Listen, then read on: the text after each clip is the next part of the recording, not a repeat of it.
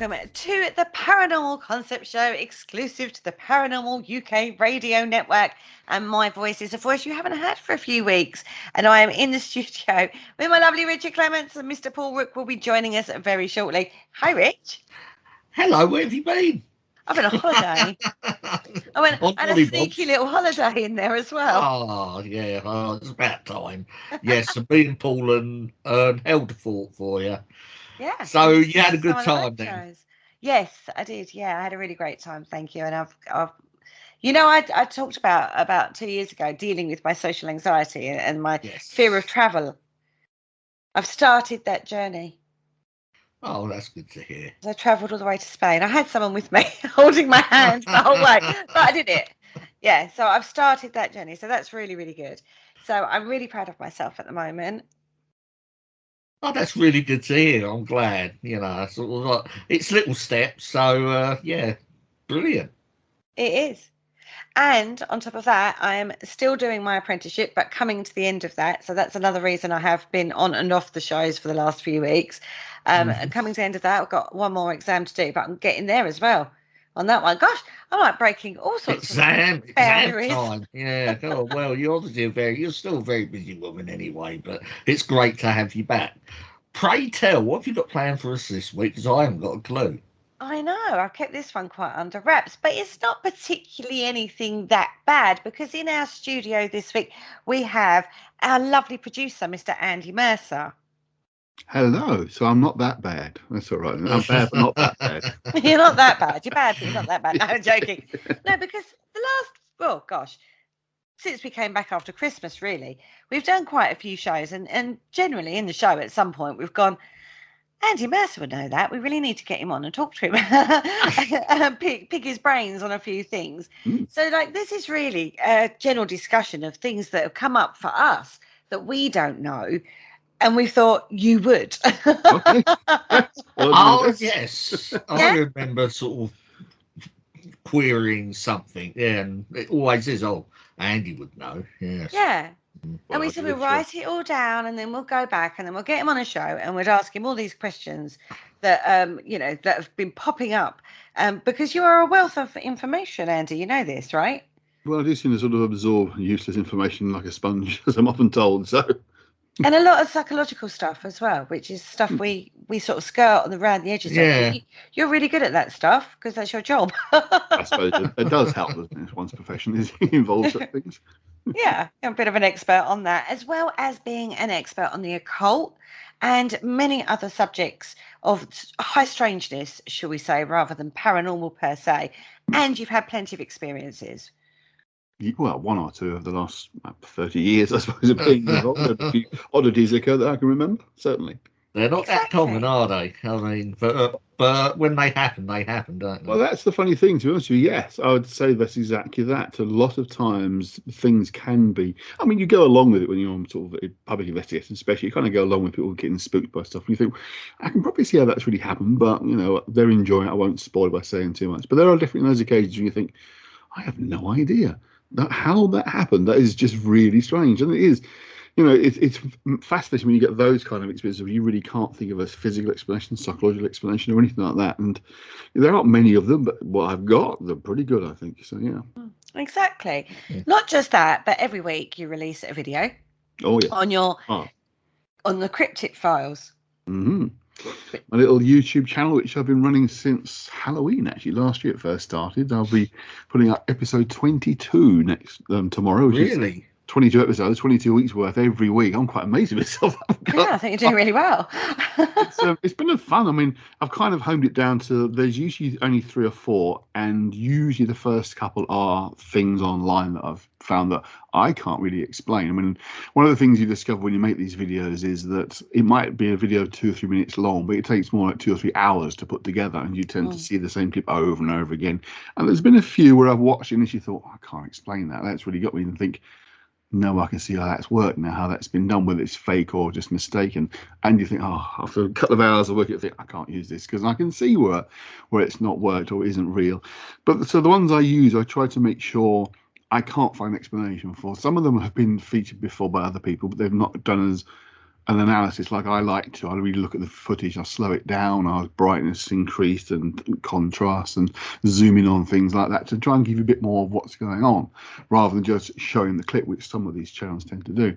And recently, the last one of the three tends to be someone's investigation, which again I've been impressed by. I've been really thought that's really good. I can't explain what's happened there. So it's kind of formed a little format all by itself. It wasn't intended to work that way, but that's how it's kind of turned out. So you usually have 2 or 3 fairly short ones at the beginning and then a longer one at the end. So the whole episode is about 15 minutes at most, but it keeps people entertained. They do seem to be going quite well at the moment, so I'm pretty well. Yeah, I sort of like been watching them. I like one of the early ones you released. I think it might have been the first one, because you cover urban explorers as well, don't you? Oh yes, yeah. And there was 2 guys going round. It looked like an abandoned farmyard. And the video clip, I think you entitled it "It's Watching You." Yes. And that was quite something. Yeah, that's the Finders Beepers History Seekers. They are English urban explorers who have done a few investigations, mainly of just old derelict buildings and sites. But they had one a couple of years back where they caught what appeared to be a pair of legs walking across a first floor of a building, and that was quite interesting. And that appeared on one of those other channels, and I went on to their channel and then had a look around and found this other one, which after I did mine has been featured by somebody else as well, which is slightly annoying, but there you go. But yes, it was really quite interesting, because these guys are not ghost hunters by any stretch of the imagination. They are urban explorers, or rural explorers, probably a better way of putting it. But they do seem to have this occurrence on this old farm where a figure that seems to be almost entirely in black is sort of standing in the background. A couple of times you think, well, how did he miss that? But then, sometimes you're not looking for it. You don't see these sorts of things. And often these videos do have things that the person says very genuinely at the time they didn't notice it was there. Often these urban explorer types, they put up their videos of their exploration, and people afterwards see it on YouTube and point things out that the original video didn't even notice, because you don't sometimes. You might see something after looking at 5 or 6 times, but when you've worked on the video, you tend to put it up or you leave it, and you might forget about it. But that I was quite impressed, because I actually contacted the guys directly and asked them. We said, no, absolutely not. We had no idea that it was even there, because there's 2 occasions you can see the figure standing still indoors, a little bit in the background, but there's a 3rd occasion where he's way in the background, but it clearly moves, which again was quite impressed. That the video that someone had put up had seen those 2 but not spotted the movement in the end, which I thought was quite good as well. So I was pleased with that one. So this leads me to my first question. Yes. How much do we dismiss because it's not within our frame of reference, as for our mind? How much is of so we might witness something that's like abnormal or possibly supernatural, but we just dismiss it? Well, it is a factor. It does depend very much on your mindset and interests. One thing that our minds are very good at doing is becoming very monofocused on something. If we're doing a particular task or whatever, we can do that without noticing what's going on around us. I was talking to someone yesterday about that. When you could be out driving and you've got a passenger, the passenger sees these various things around and says to the driver, "Oh, did you see that?" And they're like, "Well, no, I'm driving. I'm focused on doing this." And our minds, our actual focus of what's in front of us is very narrow. What we look at, we've got all the periphery around us, but it's more kind of vague and blurred. When you really look at something, what's around you isn't so clear at all. You're aware of it, but you're focused forward on a particular point. And very often you can be in that kind of circumstances where you are focusing on what you're doing and you don't notice something going on even relatively close by. So particularly if you're not interested in things like paranormal stuff, then you wouldn't necessarily notice it. Or if you're of a mindset you don't really have an interest or don't believe in that kind of stuff, you will find ways of dismissing it and saying, no, that wasn't anything. It was just a noise, or something just fell over by itself, even if maybe it didn't, because perhaps it's not in the place it could have fallen over by itself, or there's nothing in there to have caused that noise. But you almost dismiss it. You think, oh, well, it's one of those things. So if you're not interested in that kind of thing, it's very easy for your mind to not notice something. And again, even straightforward, normal stuff around you, that if you're not focused on that, or you're focused on doing something else, you can easily miss it. But one of the things is, because as human beings, we are predators. We have prioritized sight as being our most important sense, but it's a narrow focused beam of light sight that looks at potential prey or food. So we have some degree of peripheral vision, but it's not as well developed as something like an animal whose eyes are on both sides of the head, because they're prey animals, so they have a wider vision than we do. So we tend to be focused, because we're predators, on what we're actually doing. Now, obviously, in modern times, we're not necessarily going out to hunt our prey, but we might be focused on a particular task we're doing, so we don't necessarily notice what's going on around us, because that's not how our minds are geared to work. Prey animals are more aware of their environment because they are prey, in a sense they could be in danger at any point. So that's why we tend to be able to focus more on individual things and can miss things around us, because of the way our minds really work in the most basic level. So yeah, it's quite easy to miss quite dramatic stuff. I mean, I've been on investigations in the past where you have skeptical people in the group who have genuinely not experienced what other people have experienced. They literally haven't seen what others have seen, because it doesn't sort of fit in with their mindset, or they're not even focused on those kind of ideas. So yes, very much so. It's easy to not notice things. I mean, we are cognitively biased towards noticing things because of our interest, because we're interested in the paranormal. So we tend to notice little strange things going on. But when you're not in that mindset or interested, or on the other side of the coin, potentially afraid of it, you don't want to know, so you won't see stuff because it might scare the bejesus out of you. So yeah, very much our minds are focused on only certain things. So that kind of backs up a bit with what Alison Jonlin was saying the other week, Richard. Yes, I mean, yes, we interviewed Alison, and yeah, you're right. She was sort of talking about, what was it, the Mothman, and there's sort of certain sort of people have got a interest to promote it, and she went to have a look at this particular case, and she really can't see anything in it whatsoever. I mean, you're into a very interesting territory there, of course. You know, people have ideas about certain things and they want to promote them, and other people who are not necessarily as interested in that particular thing are more skeptical of it. I know, I won't say too much about it. I know exactly what case you're referring to in particular, because I'm certainly Alison a couple of times. As you know, I also co-host a show called The High Strangers Factor with Steve Ward, and we've interviewed her more than once. So I really like Alison. But without us going into the topic, I know really what that's talking about there. That, Yeah. you know, people kind of draw on ideas, and it's a common thing. And funny, I was talking to somebody else recently that has become a thing that people try to promote a particular idea or angle because they want to be associated with it, to become the person for that particular topic. And it's because it's, you know, there is, let's face it, there's money in this business here. If you get yourself on TV and that kind of thing, you can earn money or write books or lectures, that sort of thing. So you want to promote certain things. And when it becomes fairly clear that it's a load of baloney, people still carry on promoting it despite that fact, because they've already built a name and reputation for that particular topic. It is unfortunately one of the pitfalls, isn't it?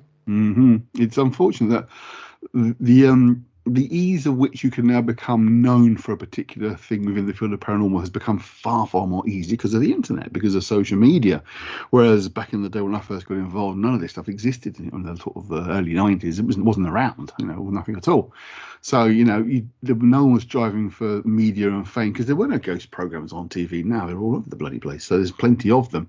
And, you know, it's something that anyone who's interested in this field would like to be able to sort of make a living from it, because it's something that would be quite nice to do. I mean, not everyone's driven by that, of course, but it's something that, you know, the opportunity presents itself to you, think, well, yeah, I'd like to go for that.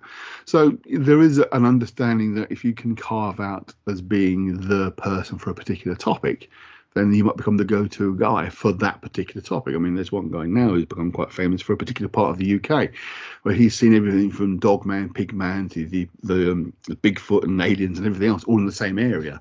Don't spoil it, Andy. I'm planning to go there. No, I want to go there. I still want to go there. It's got quite a reputation, but without naming the place or the person, I think a lot of the stories do get drawn down to one particular person who's, oh, credit to him, he's succeeded. He's got himself known. He's got books on the topic now. He's been interviewed by TV and radio on the topic. So, but some of the stories tend to be traced down to one particular person. You do have to think, you know, maybe there's something to it, maybe there's not. You know, it's one of those things. You have to investigate it for yourself. And I think often people will read stuff and think, that sounds good, or they say, oh, that sounds like rubbish, without ever really going to the places or looking into themselves, without really giving it, you know, a good examination of what information there is. It's better to try and be open-minded about a topic and see for yourself what you can find out if what they're saying matches up with your experiences. even if it is an historic case, because we done it. Was it a couple of years ago now? We took a sojourner out to Rendlesham Forest. Oh yes, yes, yes. You know, and the case that we sort of were interested in, you know, it happened back in the early 80s, but it was still good to actually go there. And well, you could argue we had a bit of a mysterious ending to that anyway. Well, so we did. I remember we spoke to somebody who had a lot of information and knowledge about the site. It was not to do with the UFO crashes, but to do with other strange phenomena that occurred there. And again, looking at stuff I'd read in the past about the whole area, there are records of strange occurrences going back long before the so-called UFO and the oil crash that happened in the 80s. So it was already known as an area of high strangeness, as we like to call them, even before those events. So I thought that was interesting to hear some of those other stories, not related to the base incident, but other things of strangitude that had occurred there. It is interesting, isn't it, when you actually go and walk? You know, there's only so much you can do research-wise with books and stuff. I mean, I'm a great advocate for that. I've always said this, I don't believe you actually have to visit somewhere to be able to research something and draw a conclusion. But it does put a different layer on it if you've been there and walked it. Yeah, absolutely. I mean, going back to what you just said there, I'd agree. It's about tracing back original source material.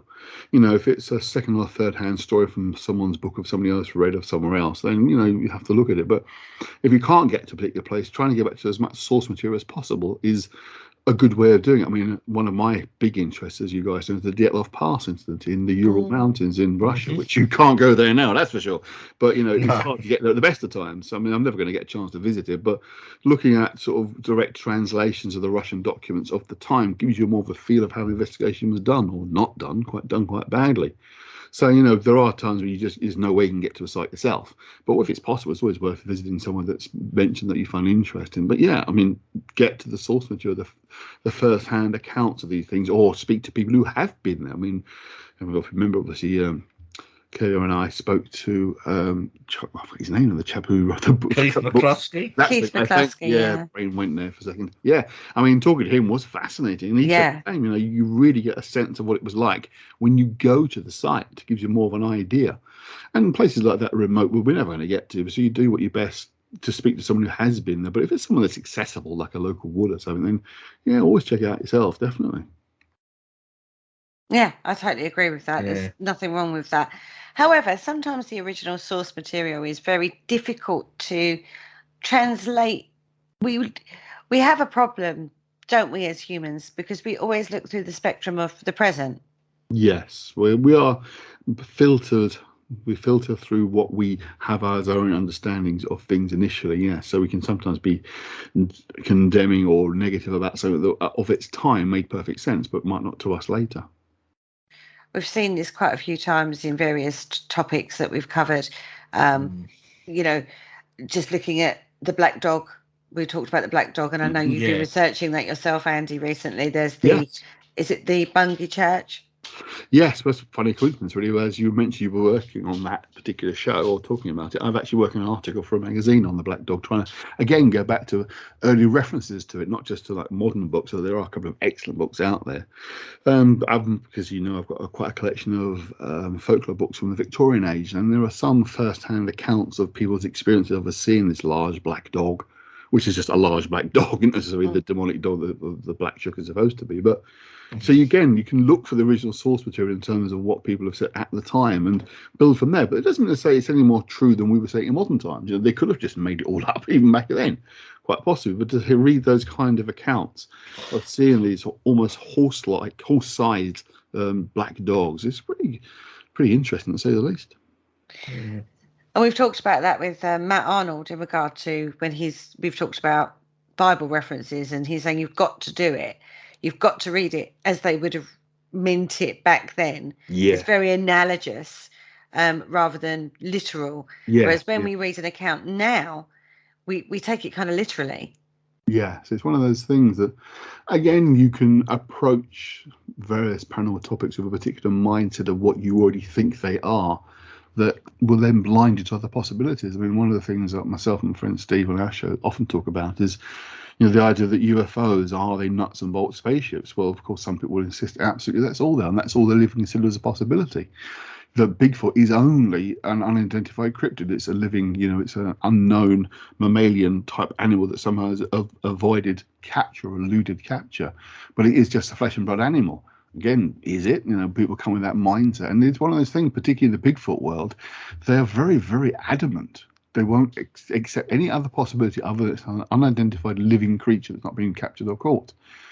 Either it's anything other than that, they're seen as wacky and extreme. But you think, well, you're talking about something that in itself is a bit wacky and extreme because of all the hundreds of thousands of sightings of Bigfoot. No one's ever caught one. So, is there really an animal in North America that's as big as that and as elusive as that? Is there more going on? But they'll dismiss that possibility. There's something else going on other than that. UFOs, they have to be nuts and bolts spaceships from other planets. There's no other explanation. But why not? Some of the strange things these ships and occupants appear to be able to do just defy the most basic laws of physics that exist across the universe. So it's like, is there other possibilities that you would consider? Oh, no. It's nuts and bolts spaceship. No, that's the only sensible, quotation marks, explanation we can go for. Although in itself, it's troublesome because you have to get past a fundamental law of physics about the speed of light and not be able to get beyond that speed. They have to have found a way of doing that, and we're nowhere near even beginning to speculate as a possible way other than theory like warp speed from Star Trek, how it can be done. I mean, there are theories about it, but it is just theory. So you can approach topics with a certain mindset that will then mean you will dismiss out of hand other ideas. And one thing Steve told me, which is quite fascinating, because he does a lot of talks in America sort of during the summer, is that there's always been like the Bigfoot conferences, you have the main hall and you have the side room with the smaller, less popular theories are talked about, the more out there wacky ones. And he said over the years he's noticed that more and more people are coming into these so-called out there wacky theories talks than the mainstream talk. I mean, it's still more in the mainstream, but there's a shift of popularity, if you like. There's more and more people prepared to explore the higher strangeness rather than this high strangeness, which he thinks is really interesting. It shows perhaps an opening up of people's minds to other alternatives now, which is definitely a positive. What do you think has caused that? Hopefully just more open-mindedness, more prepared to accept that when people like myself and others have talked about sort of quantum theory, about idea of parallel realities as being a possibility rather than just some kind of wacky theory, that perhaps are more prepared to entertain the idea. And if you've got someone like, I don't keep promoting Steve, but someone as good a talker as Steve is, he's a good presenter, and I think he puts a good case across, which I think helps. When you've got people like John Keel and Jacques Vallée who've become very popular in vogue again, who are very much proponents of those sorts of theories, I think people are more prepared to accept them, listen to them. So I think some of the more veteran explorers are more prepared to say, look, hang on, we've been trying to track these things for 30, 40 years. We still not caught anything.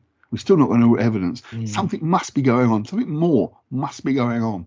So I think they're more prepared to, some are more entrenched than ever because they want to hold on to their ground, if you like. Some are more prepared to think, well, okay, after 30 years of looking for this thing and not finding it, there must be more going on. So perhaps it's worth considering these other theories, not necessarily believing them, but at least considering them. So how much then of our, because we have levels, we are aware of this, aren't we now? We have levels in our mind where we have our conscious level, we have our subconscious, and a lot of people talk about the subconscious, and we've talked about this before as well.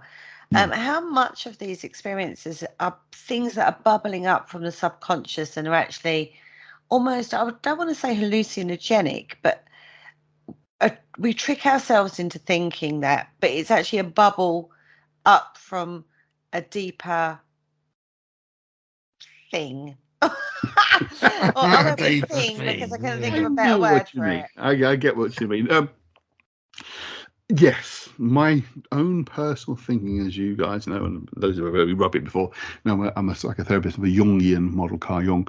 And Carl Jung talks very much about the collective unconscious and the levels of awareness that are deeper than the personal unconscious. There's a deeper level of shared unconscious. And I think some of these things, beings, whatever they are, kind of come from that realm within us, almost as if they don't physically exist outside of us, but they're not just part of us. There's a kind of middle ground between the two where they have a kind of existence. One of the things that's commented again about these Bigfoot creatures is how they can almost appear out of the blue, out of nowhere, literally footprints walking along and then just disappear again. I mean, there are cases like that where they just follow some set of footprints and then things vanish, almost as if they've stepped out of reality. So how much of that is and this is the big thing I've been pushing a lot recently, how much of what we experience that is paranormal in itself, but it appears how we expect to see it given our interests. Whereas it, whatever they are amorphous, have no identity of their own, only what we give them. Another area that I find that sort of fits is things like the realms of the occult, when you talk about different kinds of demons and entities, these different beings that are supposedly appear. The Enochian entities and classic demons, in the description of what they are very different to each other. But are they all coming from the same realm, but giving this same kind of appearance because of how we approach them? In other words, if I'm using, say, Enochian, trying to contact an Enochian entity, and I get something comes through, or if I'm using more traditional kind of goetic magic for that kind of communication and something comes through, is it the same creature coming through but take a different identity because I'm approaching it in a different way, or is it a different creature entirely? I tend to think it's the former of those two, that these things exist at a level that's outside of our ordinary understanding of normal physical reality, but don't have a total separate existence beyond us. They're kind of part of us, but not part of us at the same time. It's always hard to explain this in any straightforward sense. But yeah, I mean, for me, it fits because there's such, for example, aliens. Aliens is a good example. The range of description of these different creatures is astounding, but there's certain elements that they all seem to have in common, which makes it quite interesting, particularly if they're supposed to be from other planets. Most aliens are described between 4 and 6 feet tall. The vast majority of them have got 2 arms and 2 legs, usually 2 eyes if you can see them. So they have a roughly humanoid size and shape that fits. So it would suggest that if they're coming from another planet, then they come from a planet that's very similar to Earth. Many of them have no obvious breathing apparatus, so they must have an nitrogen-rich atmosphere to breathe the same atmosphere as us. Again, no obvious discernible protection, so they must be okay with the viruses and bacteria that exist on the Earth that don't instantly kill them. So it suggests there's something very Earth-like about where they come from. This is the vast majority of aliens. If you read the descriptions, that's what they tend to look like. They tend to fit a roughly humanoid size and appearance. Similar gravity effects because of the size. I say similar atmosphere because they don't seem to be wearing breathers apparatuses, most of them. So you have to wonder if perhaps it's a version of Earth that's somehow not as physically real as ours is, but they come from another one that's kind of similar to ours, or that because they adhere to what we expect to see, because it's based on our understanding of life, of living creatures, that intelligence means walking on 2 legs and 2 arms. So all those factors come into play with these kinds of things. You either got this vast array of different aliens from other worlds coming to Earth, but all those other worlds are similar to Earth, or there's something more going on. And I tend to think there's something more going on that is a kind of within us, but not entirely within us. It's something that's kind of between the object and the subject relationship, us and the physical world. So I was trying not to get too complex when I talk about this topic, because it is kind of one of my big things, but it's difficult to sort of put it simply, because it's a complex idea in itself. You are right, though, in regard to aliens. They do, like you say, they do tend to conform to humanoid-esque I've features. always sort of like looked at the alien sort of thing. They sort of seem to sort of, if you follow them from like the 1950s, they do seem to follow popular culture, don't they? Yes, that's one of the interesting things that was pointed out not that long ago by somebody else, that the idea of the aliens being the greys and the description and appearance only really surfaced around the time Whitley Strieber and Communion. We used to talk about little green men, so why they stop being green all of a sudden? Yeah, and you sort of go back to the 1950s and you watch some of their films, and they were like blobs, weren't they, and things like that. So I mean, the other interesting thing is how they kind of fit with the old descriptions of things like fairies and the fae and elves and those kind of creatures that, they're talked about in mythology or out to like Victorian times, go back to the folklore stuff. The description of these creatures are not a million miles away from where we see these so-called modern aliens. And another thing that someone pointed out a little while ago I thought was fascinating was the first emergence of the so-called triangular UFOs happened around about the early 1980s. Okay, so triangular UFOs seen a pop at the 1980s, but in 1981 was the release of Empire Strikes Back with the big, huge triangular Death Star destroyers flying around. The form, the shape suddenly became part of the modern psyche, if you like, because it's a hugely popular film, of course. It was massive. So it wasn't anything to do with the original War of the Worlds film then, which was in, what, 1950s? Yes, because you think about the aliens in They that. were triangular. They were. There was but quite a different sort of triangular shape. They're more like boomerangs, weren't they? There's endless, Yeah. because they couldn't. I mean, I know the films quite well, so I'm a big H.G. Wells fan. That they did try to create the tripod aliens for the 1950s movie, but they looked ridiculous. They said we just gave up and instead had these things, these 3 points of light that were like light legs, if you like. So the big sort of Hoover head on the front. So it was quite a different design. But again, that's a good example. I mean, you go back to something as far back as H.G. Wells in the 1890s. His description of the Martians were nothing like an alien that we describe that modern people are supposedly see, because they were big lumbersome creatures with tentacles. You'd never see an alien, or very, very rarely see an alien described looking like that. In modern UFOlogy, it always tends to be bipedal, 4 to 6, maybe slightly taller, 2 arms and 2 legs. So they all tend to adhere to that kind of basic structure. Well, let's bring somebody who knows quite a lot about the media side of ufology. Our lovely Paul Rook has joined us. Good evening, Paul. Good evening. How are you? I'm fine, thank you. We're talking about UFOs and how whether or not, the experiences we have are actually bubbling up, basically, and we're seeing from our subconscious what the subconscious is suggesting that should be, rather than it actually being that. It's taking on that shape because that's what we expect, because that's within our frame of reference. Now, you watch a lot of these kind of programs that we're talking, we've talked about War of the Worlds, we've talked about Star Wars. And I always like Quatermass and the Pit. The aliens were grasshoppers. Yes. But we don't have modern occurrences of things like that, do we? No, That's we what we're don't. saying. They all seem to conform to like a humanoid-esque kind of appearance, even down to like the lizard people. They're kind of human, but scaly, really, aren't they? Yeah, absolutely. Blame Doctor Who. So I was going to say, so how much of what we blame Doctor Who? Yeah, how much can we blame on Doctor Who and Star Trek and Star Wars and things like that for the experiences we have now? I think they definitely conform and inform our concepts and ideas of what aliens are supposed to look like. I do think that that's played a particular part. I mean, I'd love to find out if there's ever been any sightings, genuine UFO sightings of a blue box. It wouldn't be surprised someone's seen that somewhere if it's entered the modern psyche. It's interesting how I think those forms and shapes, again, Star Trek plays its part, because again, the vast majority of aliens, in fact, virtually all aliens they ever encounter are bipedal, humanoid looking. I mean, they did a story that tried to explain that, didn't they? I disagree with that. They don't. They discovered some rock creatures. Oh yeah, I mean, the ground. They weren't bipedal.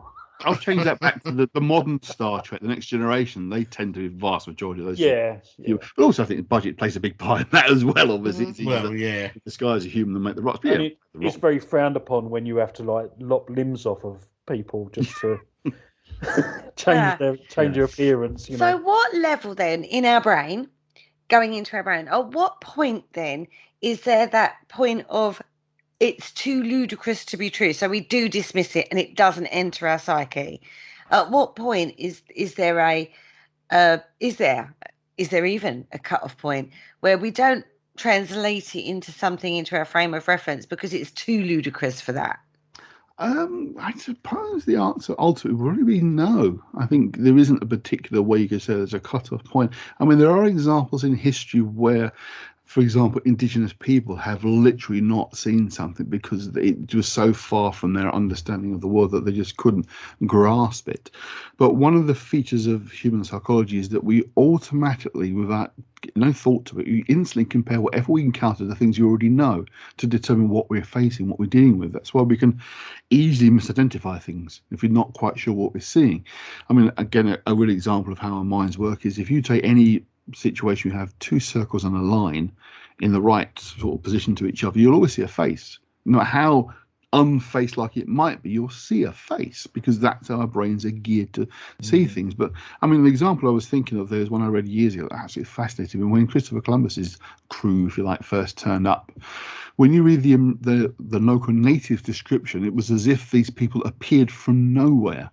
They literally, the natives couldn't see the ships on the horizon because they had no frame of reference at all of anything that looked even vaguely like that. So literally, from the sounds of it, their brains just couldn't comprehend what they were seeing. They didn't even record seeing ships. These people, these Spaniards, appeared from nowhere, literally to them, because they had no way of grasping what they were seeing, the tall ships out on the horizon. So, we always work that way, and sometimes we completely misidentify things. Obviously, one common thing that was talked about in some of the stuff I read was the mistaking rope for snakes. Now, it's an Indian cultural reference, the idea of the rope and the snake. Whereas at first glance, a coiled up snake and a coiled up piece of rope can look identical until you actually approach it. By the time you approach it, if it's a snake, it's too late. It's bitten. True. It's how our brains work. We always look at things and we'll compare it to something we understand. And as soon as the brain finds something that's comparable to what you're seeing, even if it's quite different, the brain will latch onto that being what it's seeing, and it will explain it as such. So there isn't really, because only the fact that the brain will edit out things it literally cannot get hold of. It will just not even accept the existing.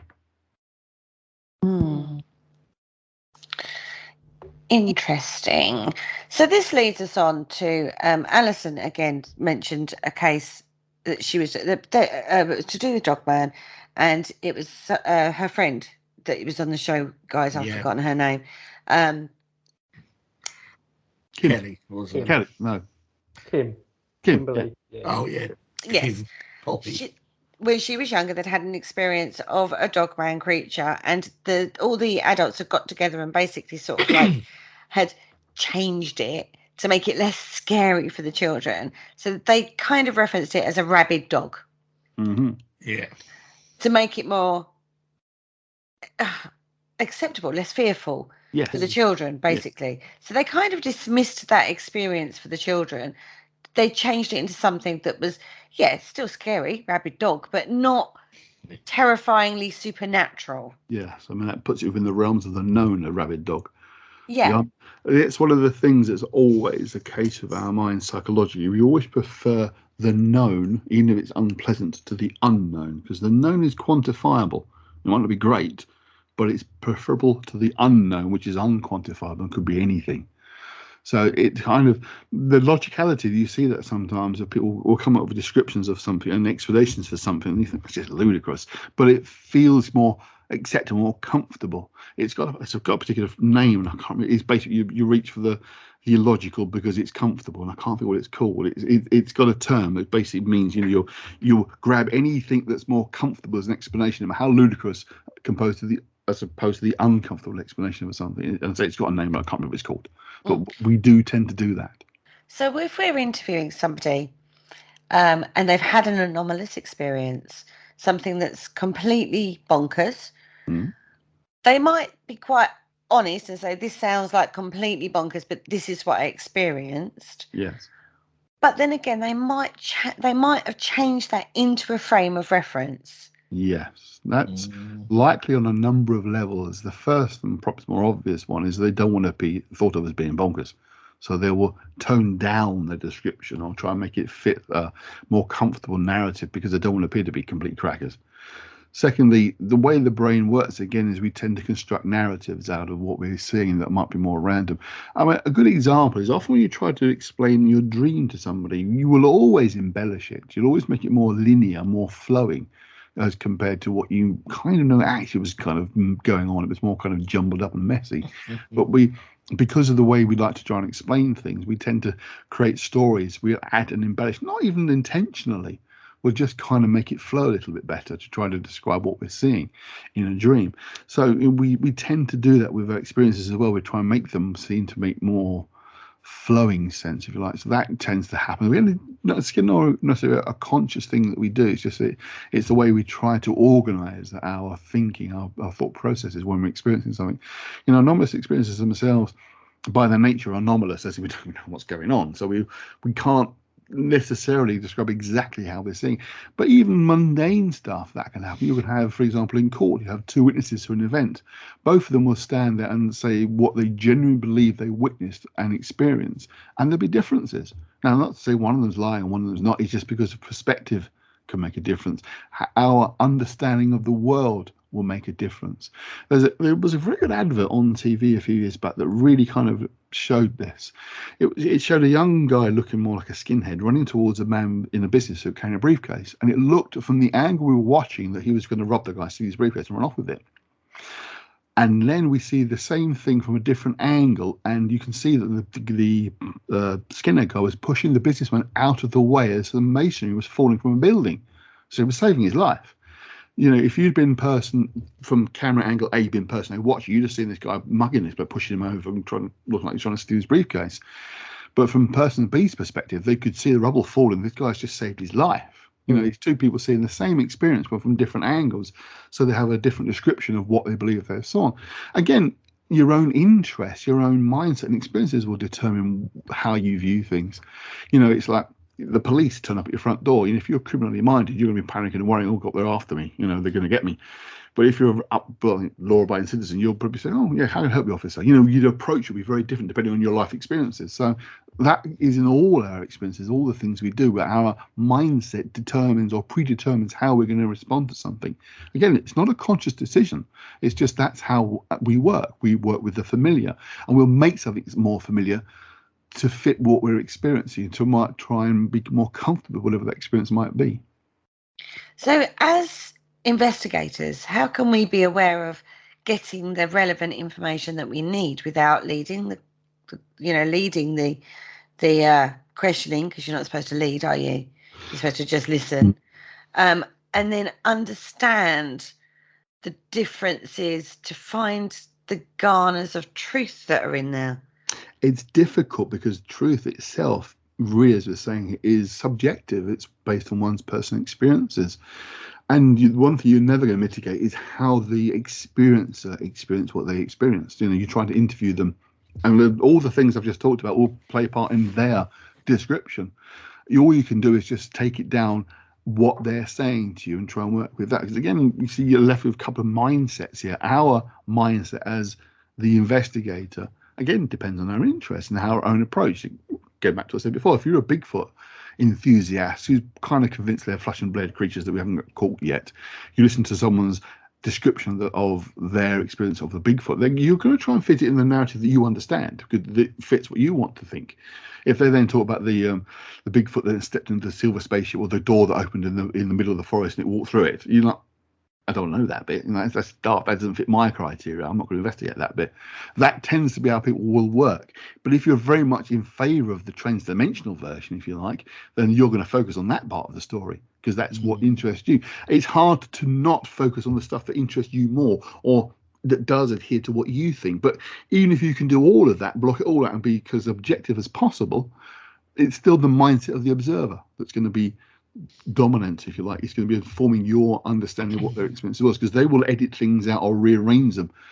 Again, not necessarily consciously, but they will arrange it to a way that suits them for their explanation. It's like, you know, you could talk about the idea of the dog man. Is there a dog man, or is it just misidentified that others might have said was a Bigfoot? It's a hairy being. He's got longer snouts, so maybe it's more like a dog. But how much of that is experience? How much is that your understanding? I mean, one of the things I did notice working these Victorian age books and looking at modern paranormal phenomena is the differences. There's no things like dogmen ever appear anywhere. You know, this idea of the hat man and the shadow man, well, they will be described as ghosts before. There's been a new subdivision of these kind of paranormal entities that didn't exist before. So is it a new thing, or are we just subdividing an existing criteria and giving it individual labels? You know, so it could be some kind of strange bipedal hairy creature you've never seen before, whether it's a dog or it's a bear man or it's a pig man or it's a Bigfoot. You know, it's that kind of thing. You know, some people will say Bigfoot are more like akin to gorillas. Some say they're completely on their own. Others say they're more like bears. It's like, you know, even those aren't clearly defined as what specifically a Bigfoot would be. So, you know, our own understanding and experiences totally inform how we view the world around us, whether we view something as a threat or as safe or as positive or negative or believable or unbelievable or acceptable or unacceptable, is totally informed by our own experiences of the world around us. And although we agree on a lot of it, of shared experiences, there are always minutiae of detail that are always going to be different, like the two guys with the man with the brief, you know, the two views of the guy in the briefcase. Your view of something is going to determine what you see and how you experience it. You know, if you have experienced, say, a mugging, for example, or live in an inner city area that's known for crime, and you see this guy running towards you, you're going to automatically assume, and that's the other played on the idea, you're going to assume he's about to mug him. You don't even think of the idea of, well, maybe he's doing something because he's going to try and help the guy and save his life. You know, your idea of what that person's going to be like is informed on how they appear. Now, you could be a very nice fan of, I don't know, skinhead music, if you like ska, that kind of stuff, and you dress that way, but you're a really nice, decent person. Or the businessman could be a complete bloody arsehole. You know, he could be the Yeah, it's usually that way round. on the briefcase. He's got his big knife he's going to kill someone with. You know, we don't know, but we make assumptions about what we see based on partly our experiences of what we've been taught and what we've seen on TV and that sort of thing. So that all plays a part. So trying to be as objective as possible, certainly, but always recognize to some degree your own interests are going to inform how you approach it. But certainly the beliefs and interests and theories and thoughts of the experiencer are also going to heavily inform what they say. Now, we've spoken before about archetypal types Mm. and the common threads that bubble up Mm-hmm. in completely separate cultures, but the essence bubbles up within each culture quite independently. Yes. Right? We've spoken about that before in quite some depth. Yeah. How much of that are... We've talked about this in regards to ideas like the pyramid. Mm-hmm. Right? How much of that could be the forms that we have experiences with? Not quite sure what you mean. When you look at various cultures, you'll see common themes coming up. Yes, absolutely. Yeah. Completely separate cultures when you go back, but the common thing, they might be called something differently, but it ultimately is representative of the same thing. Yeah. Yeah. Yeah. How much of that is a bubbling up from one of these deep archetypal types? Well, that's the whole idea. Yes, they are telling stories and tales that connect with certain internal concepts that we have. I mean, one of the things about the archetypes is that they're not literally existent. There's no version. I want to look, okay, to make a more straightforward way I can explain this. There's something that, as a therapist, I often work with people who've had experiences that are to do with perhaps a parent letting them down as a kid. That's a common theme. It just is. And one of the things that begins to become obvious is we all have an internal concept of mother. Okay, with a capital M, what a mother is supposed to be like, how she's supposed to be. Now, you don't get taught that. It's something that you have an understanding that mother's a care and nurture and looking after. It's something that's ingrained within us, that idea. And then you have mum, who is the human being that may be a million miles away from the mother concept or archetype. And the failing of the connection of the two, not necessarily that mum has failed as a person, but the fact that she's not able to be the kind of archetypal ideal mother figure, the caring, nurturing one, that can cause a problem for a young child. Now, the young child has had no experience of any other mother or other mum to compare it to, but the child becomes aware of a sense of lacking. Something's not right here. Something doesn't feel right. But the only way they have that idea of it doesn't feel right is there must be a pre-programmed, if you like, concept of what mother, the capital M, is supposed to be, as opposed to mum as the real person is. So you get the disparance between the two. There's something that's not quite right. Now, as I say, the archetypal ideal of mother isn't a particular person. It's a concept, if you like. It's a framework. It's a structure of how that person is supposed to be. And when someone is a long way from that, for whatever reason, it might be their own experiences when they were a child, that they've learned certain ideas, that begins to have an effect. But it wouldn't have an effect if there wasn't a preconceived some form of idea of mother existing in the mind. The child will just adapt to what they're experiencing, because most of the time we're not even talking about a parent who's bad or who hurts the child, like that. It's just there's certain nuances and subtle differences of communication that don't quite work. But that's because there has to be an ideal, if you like, for that idea not to work. Does that make sense? It does. Yeah.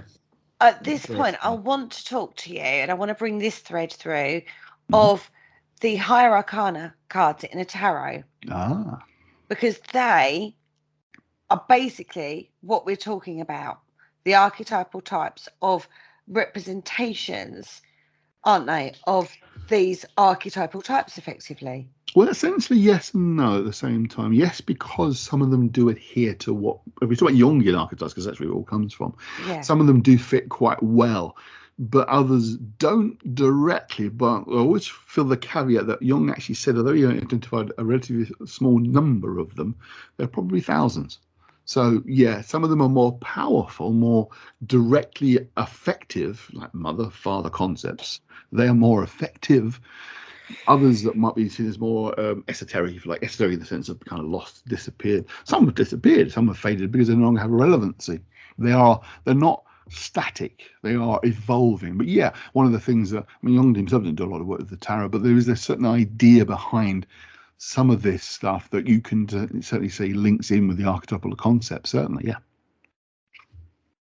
Boom is all I'm going to say.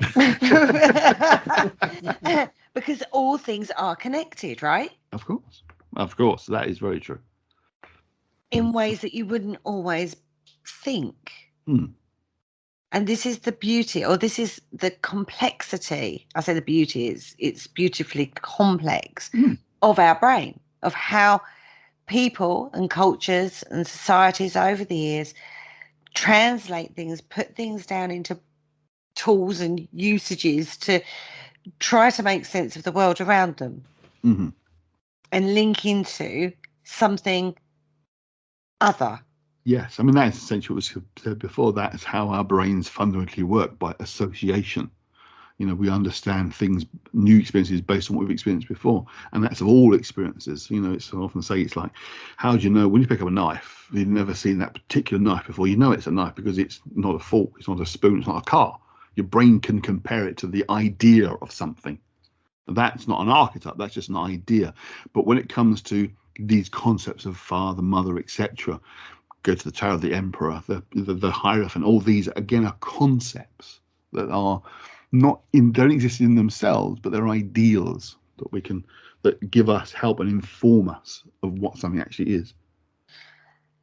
We don't just see this in tarot, we also see this in fable tales that have come through. Absolutely. Well, that's where Jung really began his research and realized this was going on. It was, I think it's Cinderella. There are variations of the Cinderella story in all sorts of cultures around the world that have no contact with each other at the time of the story formed, if you like. You couldn't possibly know each other. But you notice that with other fairy tales, their motifs became universal. You can know all different cultures. They were representing certain ideas, and that's what began his understanding of the unconscious. I mean, the idea itself had been around for a while, but he really, if you like, formularized it and made it make more sense, if you like, more. It worked as an idea. It began to explain certain things that had no other possible explanation. I mean, a classic example that is not necessarily definitive proof of a collective unconscious, but it's the idea that our brain can somehow be hardwired to understand certain things almost from birth, and there's no other explanation how it can do that, is the sea turtle.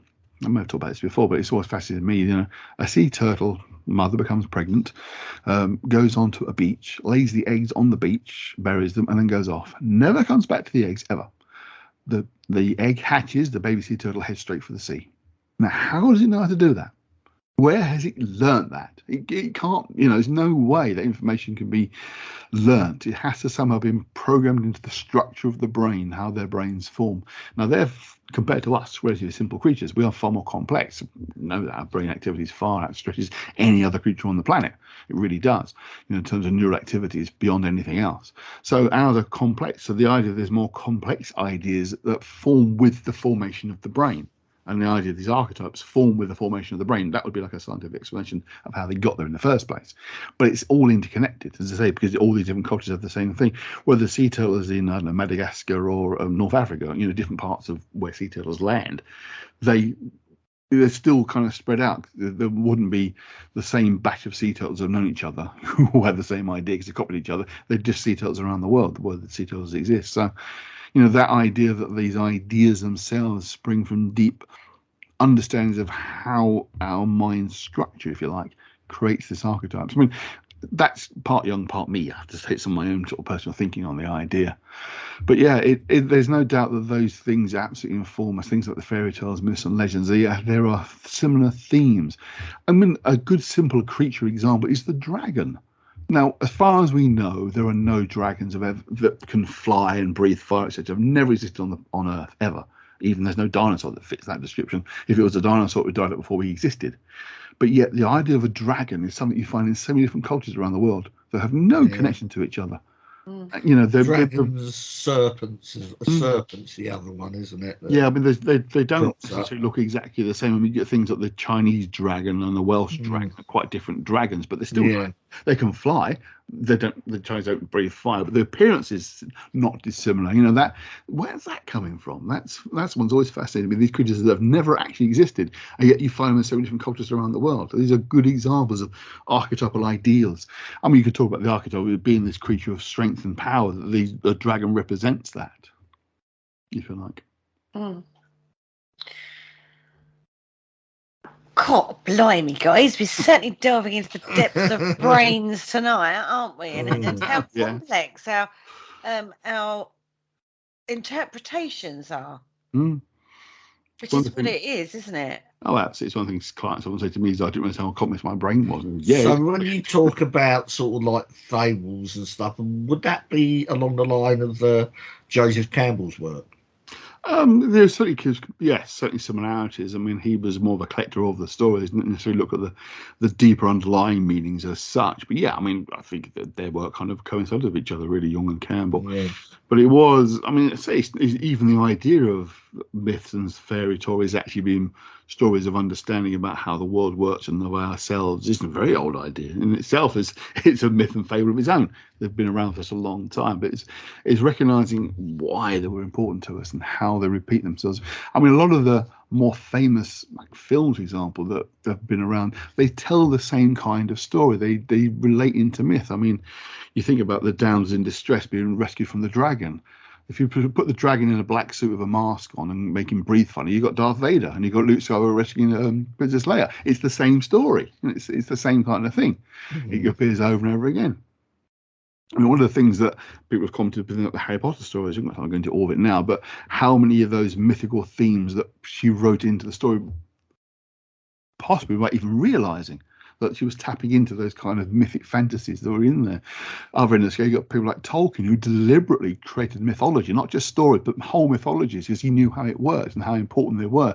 Because for him, like us English Anglo-Saxons, we didn't really have a strong mythology. There wasn't an awful lot of it. So he kind of took what was in Europe, things like the Nibelungenlied, and use those as the basis of Lord of the Rings. So creating a mythology for us, but doing more than just writing stories, but an entire world of them with languages and everything. So recognize the importance of myth itself, how it informs who you are, or your identity, if you like, plays an important part. But this becomes quite a dangerous realm, doesn't it, really, then? Because when you've got, you've referenced two of the big ones, Lord of the Rings and the Harry Potter franchises, people are taking incredibly, I mean, we've looked at those particular films and just the wealth of, all sorts of areas that we cover is embellished into these movies. It's incredible. But the mythologies, I'm thinking more Lord of the Rings on this one than anything else, but like creates a whole world of like the fairies, basically. That's even languages. We've got in, bringing it into more Paul's world, we've got aliens that have their own language. We're going to come across somebody who might look like, I don't know, I was thinking Klingon. Thank you. Klingon. And the assumptions we are going to make because of our modern culture that has been woven through with complete fiction. I have to say, you can actually take a course at college, I think it is, for Klingon language. I am aware of this. Yeah. But I find that quite worrying. I have a Klingon dictionary, so I can understand it. You can do it for Elvish as well. But that's quite worrying, because if you come across something like this, that's now your frame of reference, and you think you're going to be able to talk to that thing that looks like a possible elf or Klingon. Well, when you go to a Star Trek convention, there's a very strong possibility you'll bump into one. Oh yeah. So you can have a good conversation with him. Oh yeah, absolutely. I know, but it's a worrying development of folklore, isn't it? Not really. Well, I'm not It is- worried. No, I mean, it's one of those things that I may have thought to hear before. That an example of films and TV media, that kind of thing. There are fundamentally two kinds, just two kinds: those that reflect reality and those that escape from reality, i.e., those that take you out of the ordinary realm.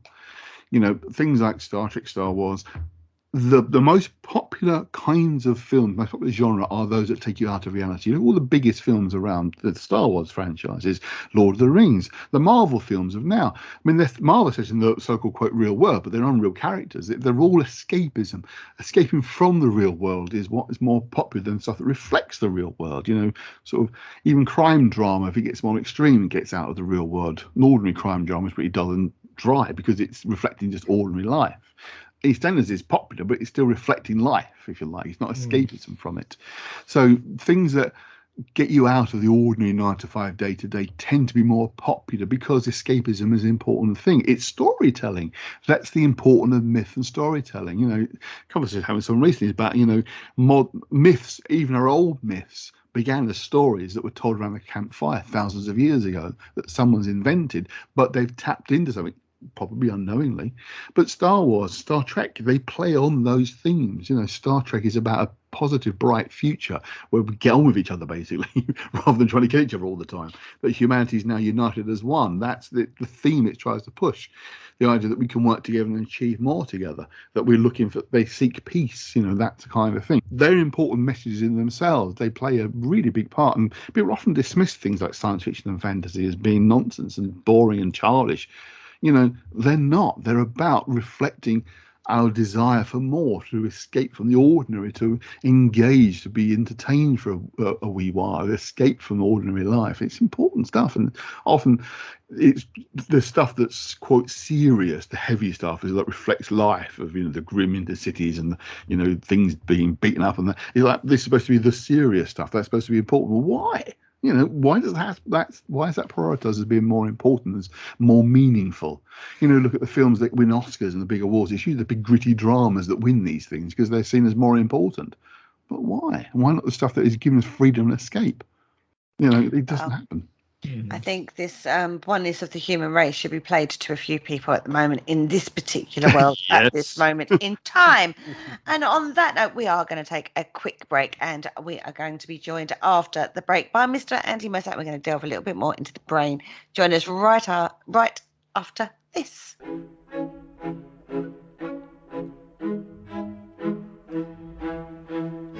Hello, Harry Price here. If there's nothing me and my friends enjoy more here on the other side, it is to sit back and relax and listen to the Paranormal Concept Show, right here on the PA UK radio network. Broadcasting a plethora of interesting and informative content for all your paranormal needs. Find them across social media to keep up to date with forthcoming shows and all their other adventures. Hello, is there anybody there? And welcome back to the Paranormal Concept Show, exclusive to the Paranormal UK radio network.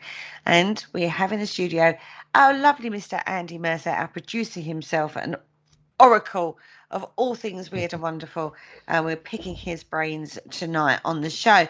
Now, before the break, we actually delved quite a lot into, you know, our brain and how it works and various things that come from a deep subconscious and externalized and all that sort of stuff.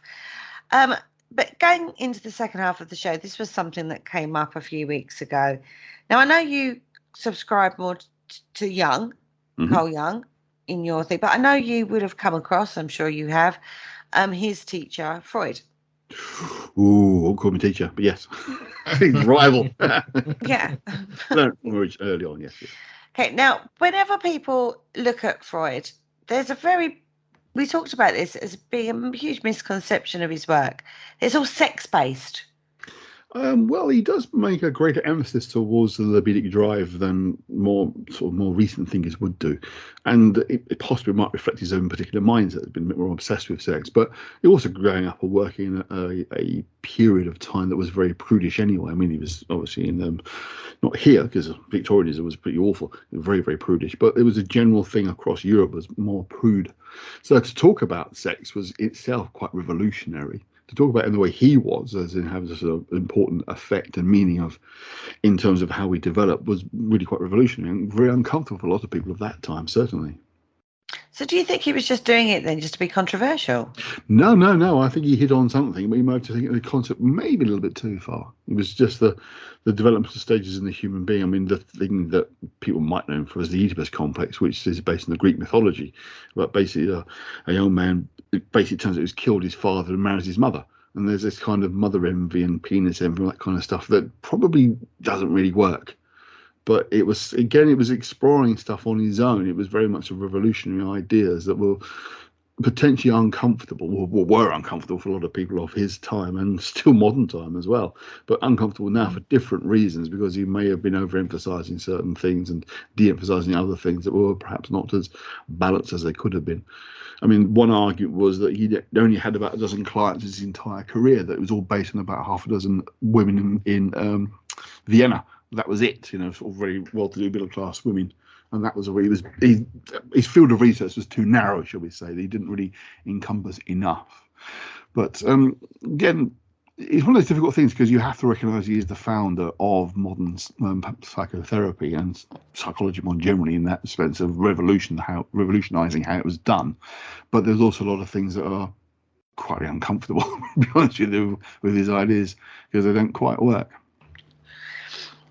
So, do you think people have misinterpreted his work in regard to his focus on sex?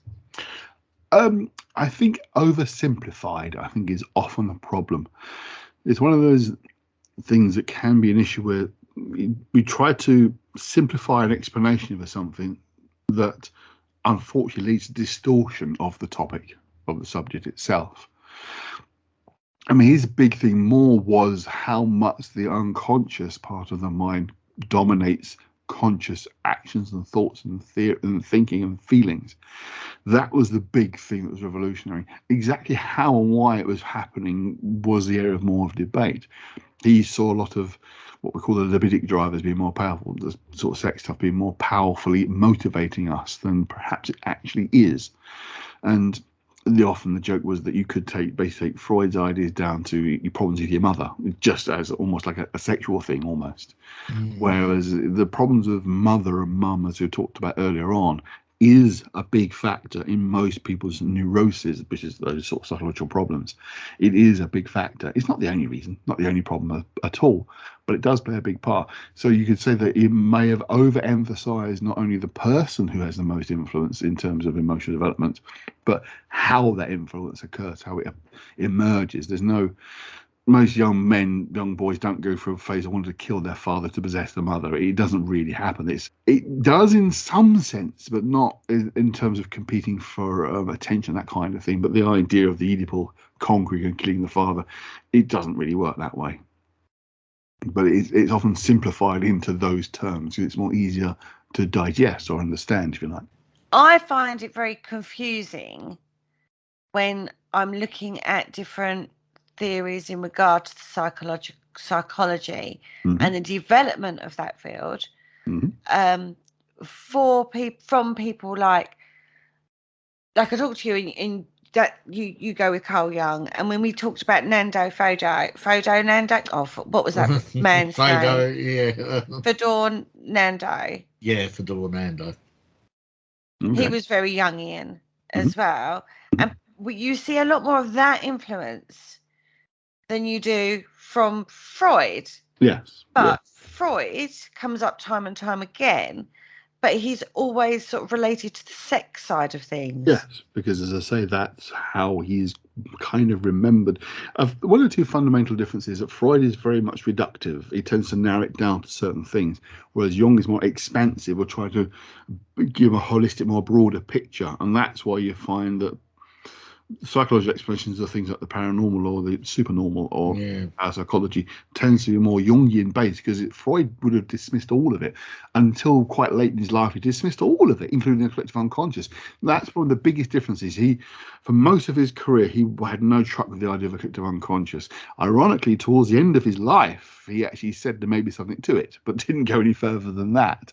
Partly because it was an ego thing, because obviously he saw Jung as his greatest sort of achievement, and Jung saw himself as having escaped from the clutches or the shackles of Freud, if you like. So there was always that ego problem between the two of them, because in the way things have been presented, it was almost like, I mean, the classic story about how they actually fell out was a disagreement over a typical interpretation of a dream, where Freud was trying to keep narrowing it down to the sexual elements of the dream, and Jung was trying to explain the broader elements of how he saw it. And Freud said something on the lines of, well, I'm the superior one here, you should listen to me.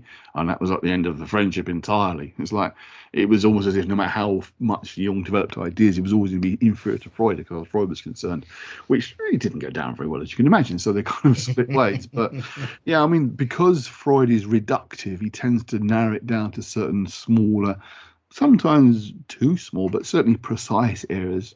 It works, don't get me wrong, there are ways of seeing these things, but that's why you don't tend to find Freudian psychologists interested in the realms that we are, because it doesn't fit into the criteria they prefer to work with, shall we say. Does his work have relevancy in the paranormal at all? Only that he would explain most psychic phenomena as not being psychic phenomena at all, as being misunderstanding or misinterpretation of ordinary phenomena. His misrepresentation of how things. I mean, the book, to really get an idea. One of the things I will say about Freud was he's a very good writer, whereas Jung isn't. Jung is hard to follow, and he tends to jump all over the place a bit. So that's always been in Freud's favour. He's a much more straightforward writer. There is a particular book which is very good, and it's called The Psychopathology of Everyday Life. Long title, I know, but it goes into interpreting modern life and how we see the world around us.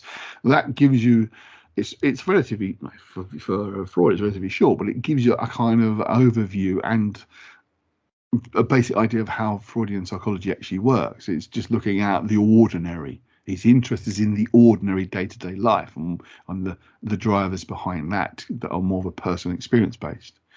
Whereas Jung is much more expansive. It's more those things that are out there that he would have explanations for that wouldn't fit at all with what Freud would say, but Jung would still say they're psychological explanations. I mean, one of the more fascinating ones is his theory about flying saucers.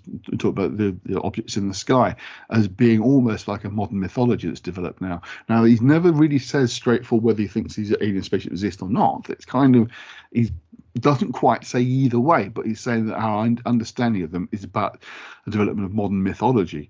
Freud wouldn't have a lot of interest in mythology beyond that. The Greek myths, to say the Oedipus complex, would be one of the things he's known for, as I say, but he tends to narrow it down to a more smaller field, and the idea of modern mythology wouldn't necessarily have been something that would have interested him, other than how it might inform the mind of the patient, if you like, rather than a more broader concept of how the world is actually working. I mean, again, I'm oversimplifying things here, really, but to get the point across. No, oversimplifying is kind of good, because we're not psychologists. So the only danger is frankly, oversimplification can lead to too much distortion of what's being said. That's the narrow bridge you have to cross, if you like, the narrow path you have to walk. Which is kind of the problem we have with Freud's work. As I say, basic writing is actually easier to read and relatively straightforward. And considering it's obviously written in English, in German and translated, but done translated very well. But we know also Freud could speak and read English. So, right, okay. So it's a very complicated area. So bringing it forward, I mean, these were pioneers. Absolutely. Whatever way you want to look at it, or whatever school of thought you subscribe to the most. Again, what you subscribe to would be within your own frame of reference of understanding, isn't it? Yeah, I mean, again, it's one of those things. When it comes to modern psychology, all new ideas are either fundamentally Freudian or Jungian based. There's, they can fit into one or two of those camps. There aren't necessarily a third position, but then if you take those two, they cover everything between them. The inner and the outer, if you like. You wouldn't be able to fit a third theory that's independent of those two because they would by the nature of the theory would show leanings towards one or the other because of the way in which these things kind of divide up, if you like. Even the most modern things like CBT, which tries to pretend the subconscious doesn't exist, it sees it more as a mechanical driving force, if you like, of how we do things. That's still more Freudian than it is Jungian. You can see even in that something that almost denies subconscious exists to take it to its extremes. So it's like the yin and the yang of the psychology world that kind of hit roughly around the same time. Well, slightly later, Jung came after Freud. They were contemporaries of each other, but it was a young Freud, an older Freud, and a young Jung. Young. You can't really. Yeah, the younger Jung. So yes, I mean their careers. But he was initially Jung was a student of Freud, and he was like he's flying. He saw him as his natural. Freud saw Jung as his natural successor until Freud and Jung kind of split up completely, and Jung went his own way. But for him, it was quite devastating. It was almost like a second father to him. So there was a father-son relationship going on because about 20 years between them in terms of age. So there was a gap. There was a generational gap. And I think kind of Freud also played on that one a little bit as well, which Jung began to realise was going on and turned it away for that reason as well. Wow, it goes on in the psychology world. And there isn't, that was my next question, was like, so off the back of those two giants, we talk about standing on the shoulders of giants and pushing the field forward. Yes. But we kind of haven't. Well, again, it's a complex one. We have. I mean, these ideas are taken and developed. One of the things, because Jung is more holistic, it doesn't necessarily eliminate or dismiss anything in particular. I mean, you would say that the Freudian sexual drive stuff plays its part, certainly, but it wouldn't emphasize it as much, if you like. So he doesn't abandon it at all, but refocuses it, if you like. So in a sense, there isn't necessarily a space for a third way of viewing, but it's the foundational material. I mean, some of the ideas about the subconscious have changed over the years. We tend to talk in simplistic language of conscious v subconscious or unconscious, but it's more of a gradient thing. It's like shades of grey. The two kind of one merges into the other. You couldn't draw a simple, straightforward line where one ends, the other one begins. For example, it's more of a gradient, as it's now kind of seen, that those different levels kind of can vary, again, almost from person to person. One of the fundamental aims of psychology itself, or psychotherapy, is to make more of the unconscious conscious, become more aware of what drives and motivates you to do things. It doesn't necessarily mean you have to change those things, just if you become more aware of it. If someone is, for example, often dating older men, and they don't know why, they just find older men attractive. Well, there's a reason why. More often than not, they've not had a great relationship with their own father's been absent or whatever, and they look for almost like a replacement. Now, you realise you married someone who's, say, 25 years older than you, but you actually love them. You realise they're a replacement father through therapy. That doesn't mean you've got to divorce them and go for someone your own age at all. No, if you're perfectly comfortable and happy with that relationship, knowing why you're in it, that's what it's about. It's being happy and comfortable, whatever that might be.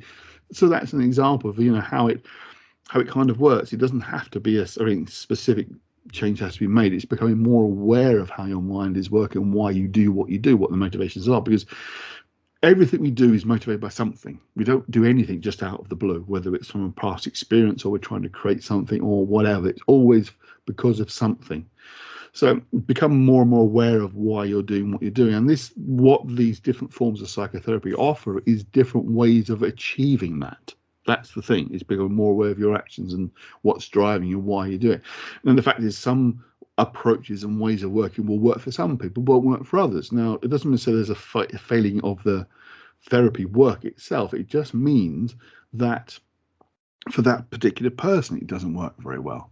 One of the things I've encountered sometimes, you get very logical, reasoning people that you try and approach them with more fantasy ideas and sort of imagery that is designed to try and unlock feelings and thoughts. It isn't going to work for them. They're not as visual, for example. They can't visualize what you're describing to them. Other people can do it very, very easily and get the imagery, and it works for them in that way. So, there are different approaches that can almost seem contradictory because they're designed for certain kinds of personality types that work slightly differently.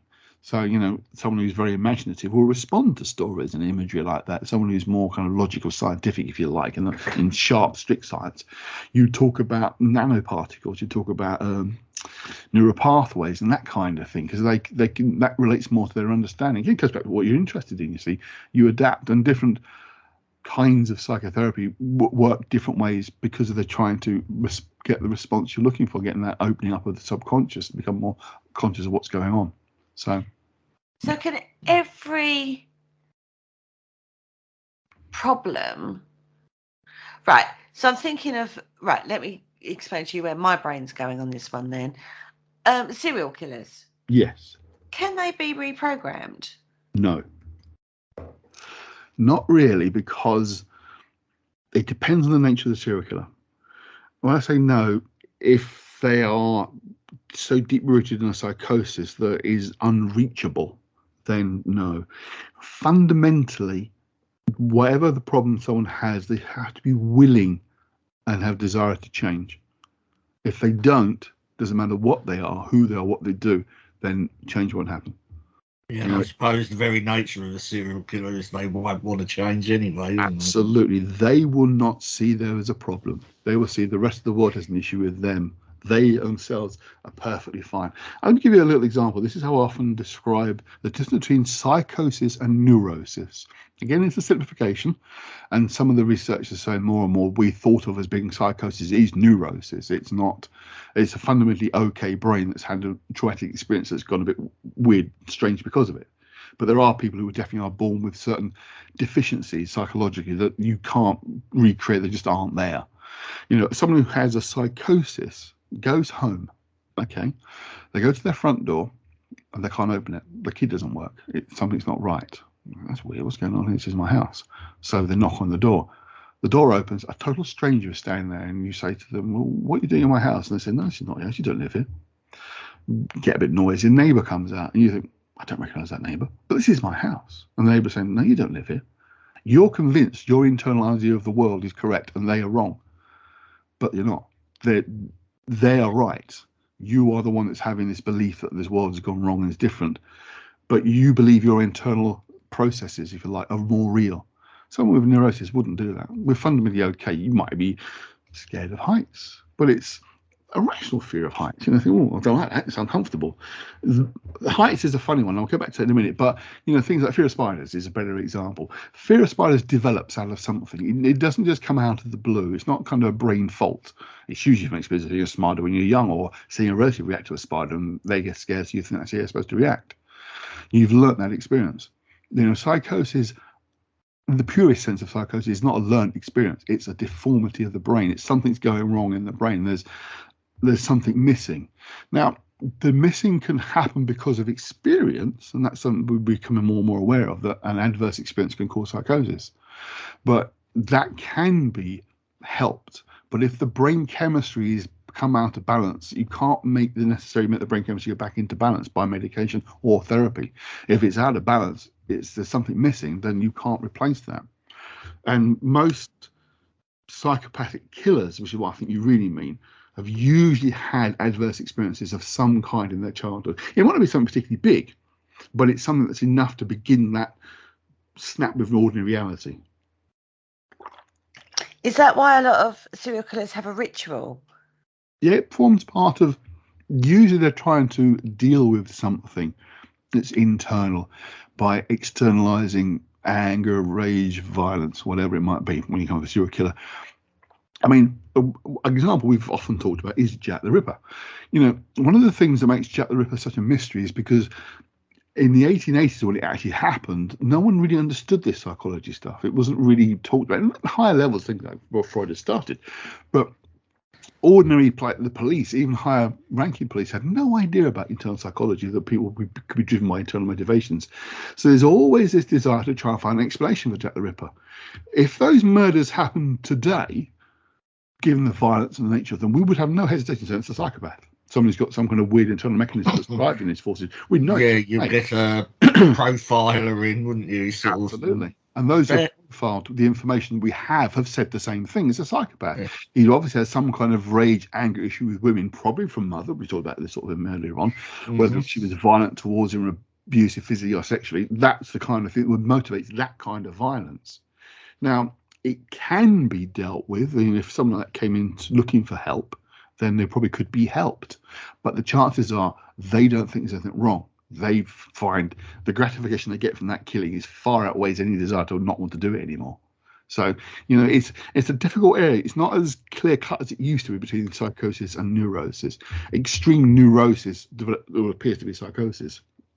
But there are definitely people who can test psychologically that clearly have something lacking that really is missing, that isn't there. Or another way of putting it is there's a connection. One of the things I often say to people, you might think you want to murder somebody, you might sit at home scheming and planning it, but you have no intention of ever doing it.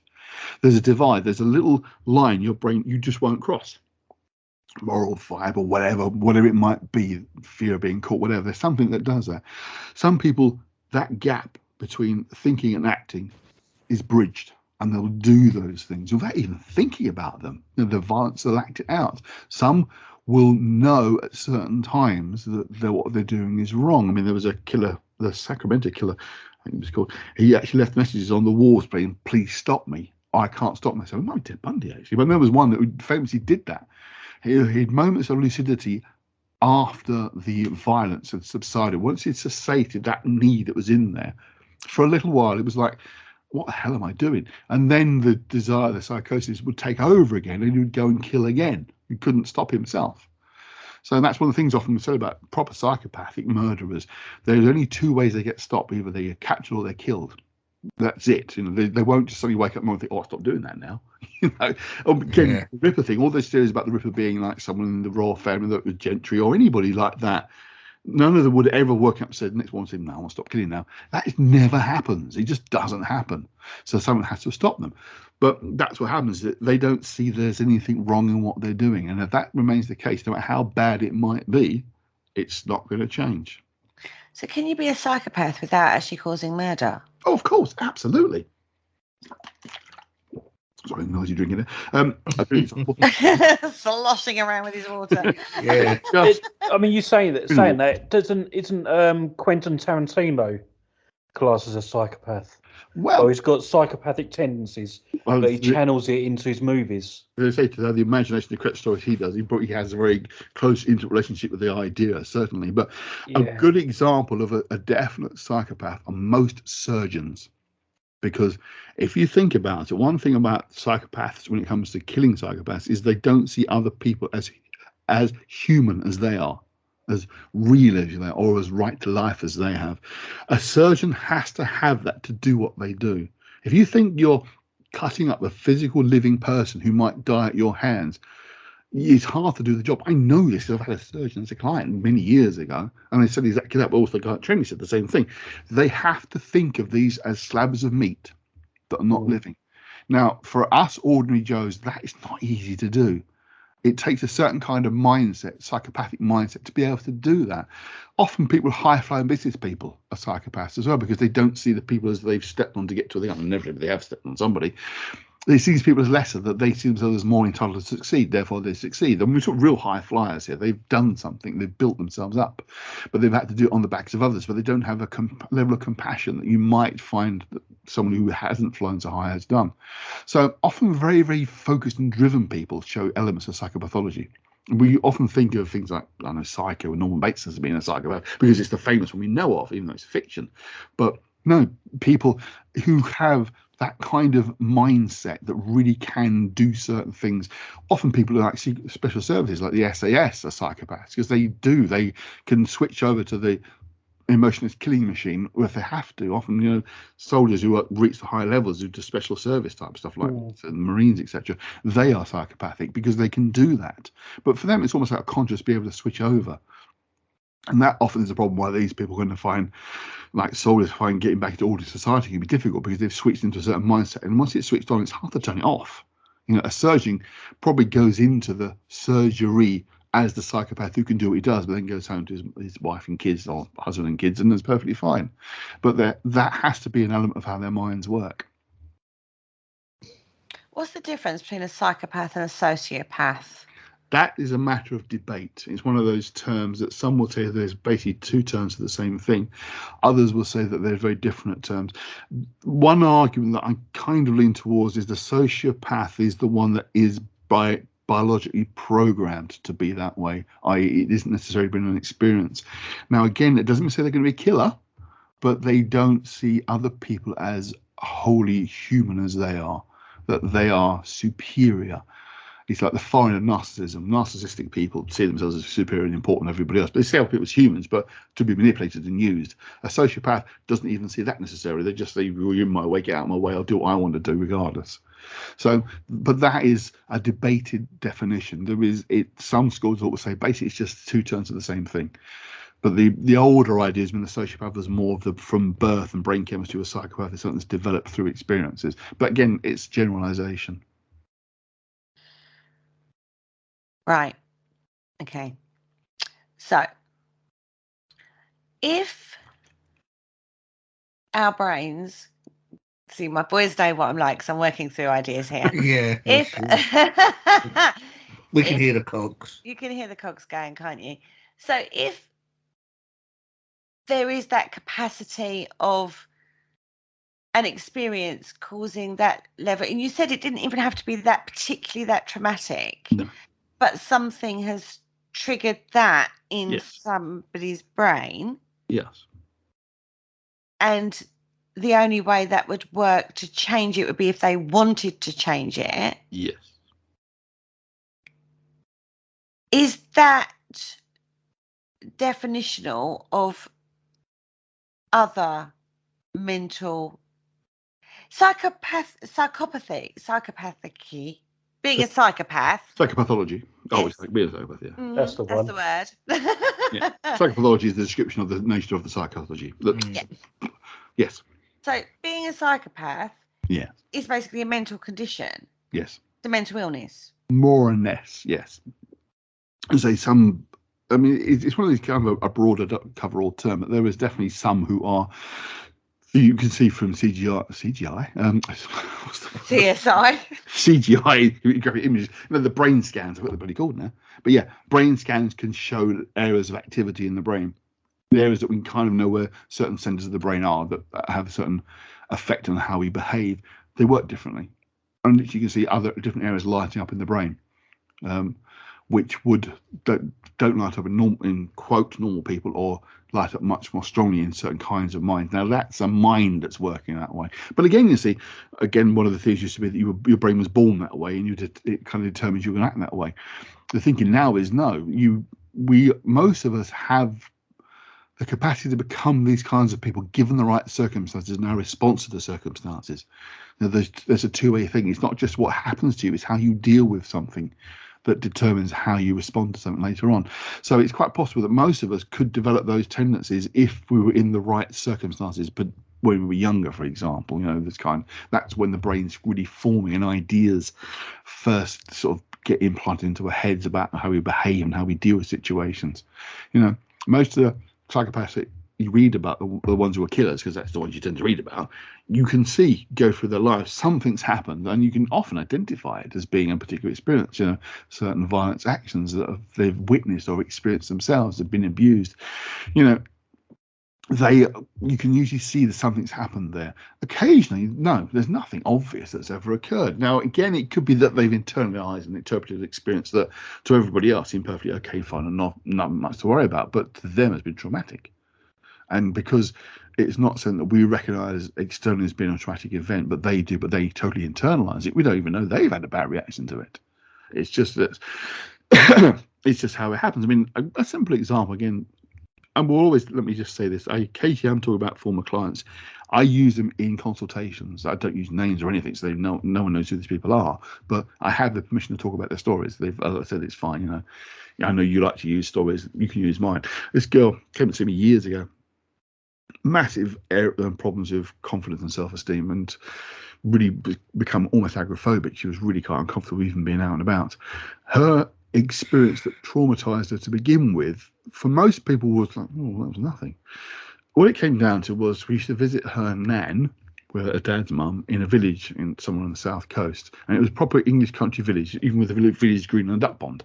And she was out there one afternoon with her dad, and she was probably 6, 7 years old, feeding the ducks. And this, she called it a goose, but probably was a swan actually, appeared from nowhere, grabbed the bread out of her hand, and she didn't really react. Looked at Dad, and Dad was laughing. Now, when she recalled this in therapy, she had a massive emotional reaction to it. Because in that moment, she looked at Dad, Dad was laughing, Dad didn't care, Dad wasn't going to protect, Dad wasn't going to save her on her own. And the brain works that fast from a simple Dad laughing because the swan nicked the bread. Now, for her, it was traumatic, but she didn't display anything to Dad. She didn't say anything to Dad, so Dad didn't even realise.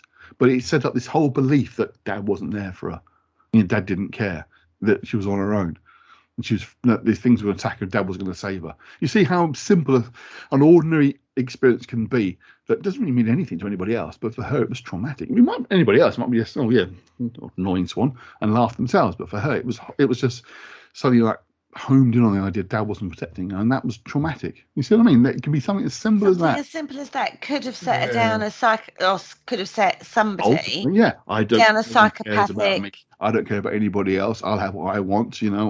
These people don't care. I'm going to get rid of them out of my life. You can see the journey can begin. Now, for her, it was just agoraphobia. Well, not just for it, it's quite bad agoraphobia, but how we respond to those experiences will determine how they affect us. Even the events themselves, even if they can be seen by others as traumatic, and I can give you examples of that, but I won't. For the person who had the experience, has been told by friends, family, "Oh God, that must be awful for you." Like, well, no, not really, not bothered. For them it wasn't. For other people, say, "Oh, it must be terrible for you being made to do it." It's like, not really, no, I didn't care. So it's our interpretation of our experiences, not necessarily what happens. It's how we deal with it, or what we think it tells us about ourselves. So it's the problem there then is it's none of it's uniform. No, you can't call something like so like you said, a traumatic experience that is actually very verifiably traumatic, like an abuse situation, may not necessarily create a serial killer psychopath. Yes. Or it could. Yeah. Or a piece of bread being snatched out your hand could trigger that into a psychopathic serial killer. Yes. When you're looking at it and going, really? Was that it? And I don't mean to minimize that for that person, but kind of you do, don't you? Because that is quite minimal, really. Yeah. I mean, a classic example, someone has a horrible experience and they come home and they come across, I don't know, someone's cat, and they kick the cat and they feel better. And they've hurt the cat, but they don't care because they feel better. I wonder if I kill the cat, will I feel better then? They kill the cat. Oh yeah, I feel better. I've got power now. I was abused before. I was given the kids were beating me up at school, but if I kill the cat now, I feel stronger. It's a classic example of how it begins to escalate. Often, it is the simple fact is often the psychopaths, who psychopathic killers, is to say, they have tortured animals in the past, and that's begun, and they felt better by doing it. Or the really disturbing ones is when they want to know how something works. They take a clock apart, see how it works. Oh, I can see how that works now. I'll take next door's cat apart, see how that cat works. Oh yeah, look, that's a heart, but the cat's dead. I don't care. I know how the cat works now. I wonder how humans work. What happens if I take them apart? You see, for us, it's, oh my God, that's horrible. But for them, it's not just, I'm learning how things work. I took the watch apart, I took the clock apart, I fixed that car, I took that man's leg off and see how that worked. For them, it's kind of the same thing. That's how it develops. And the fact is, in a way, that's why there are so many different versions of psychotherapy. There's different kinds of approaches because there's so many different kinds of people. You're not trying to fix a car.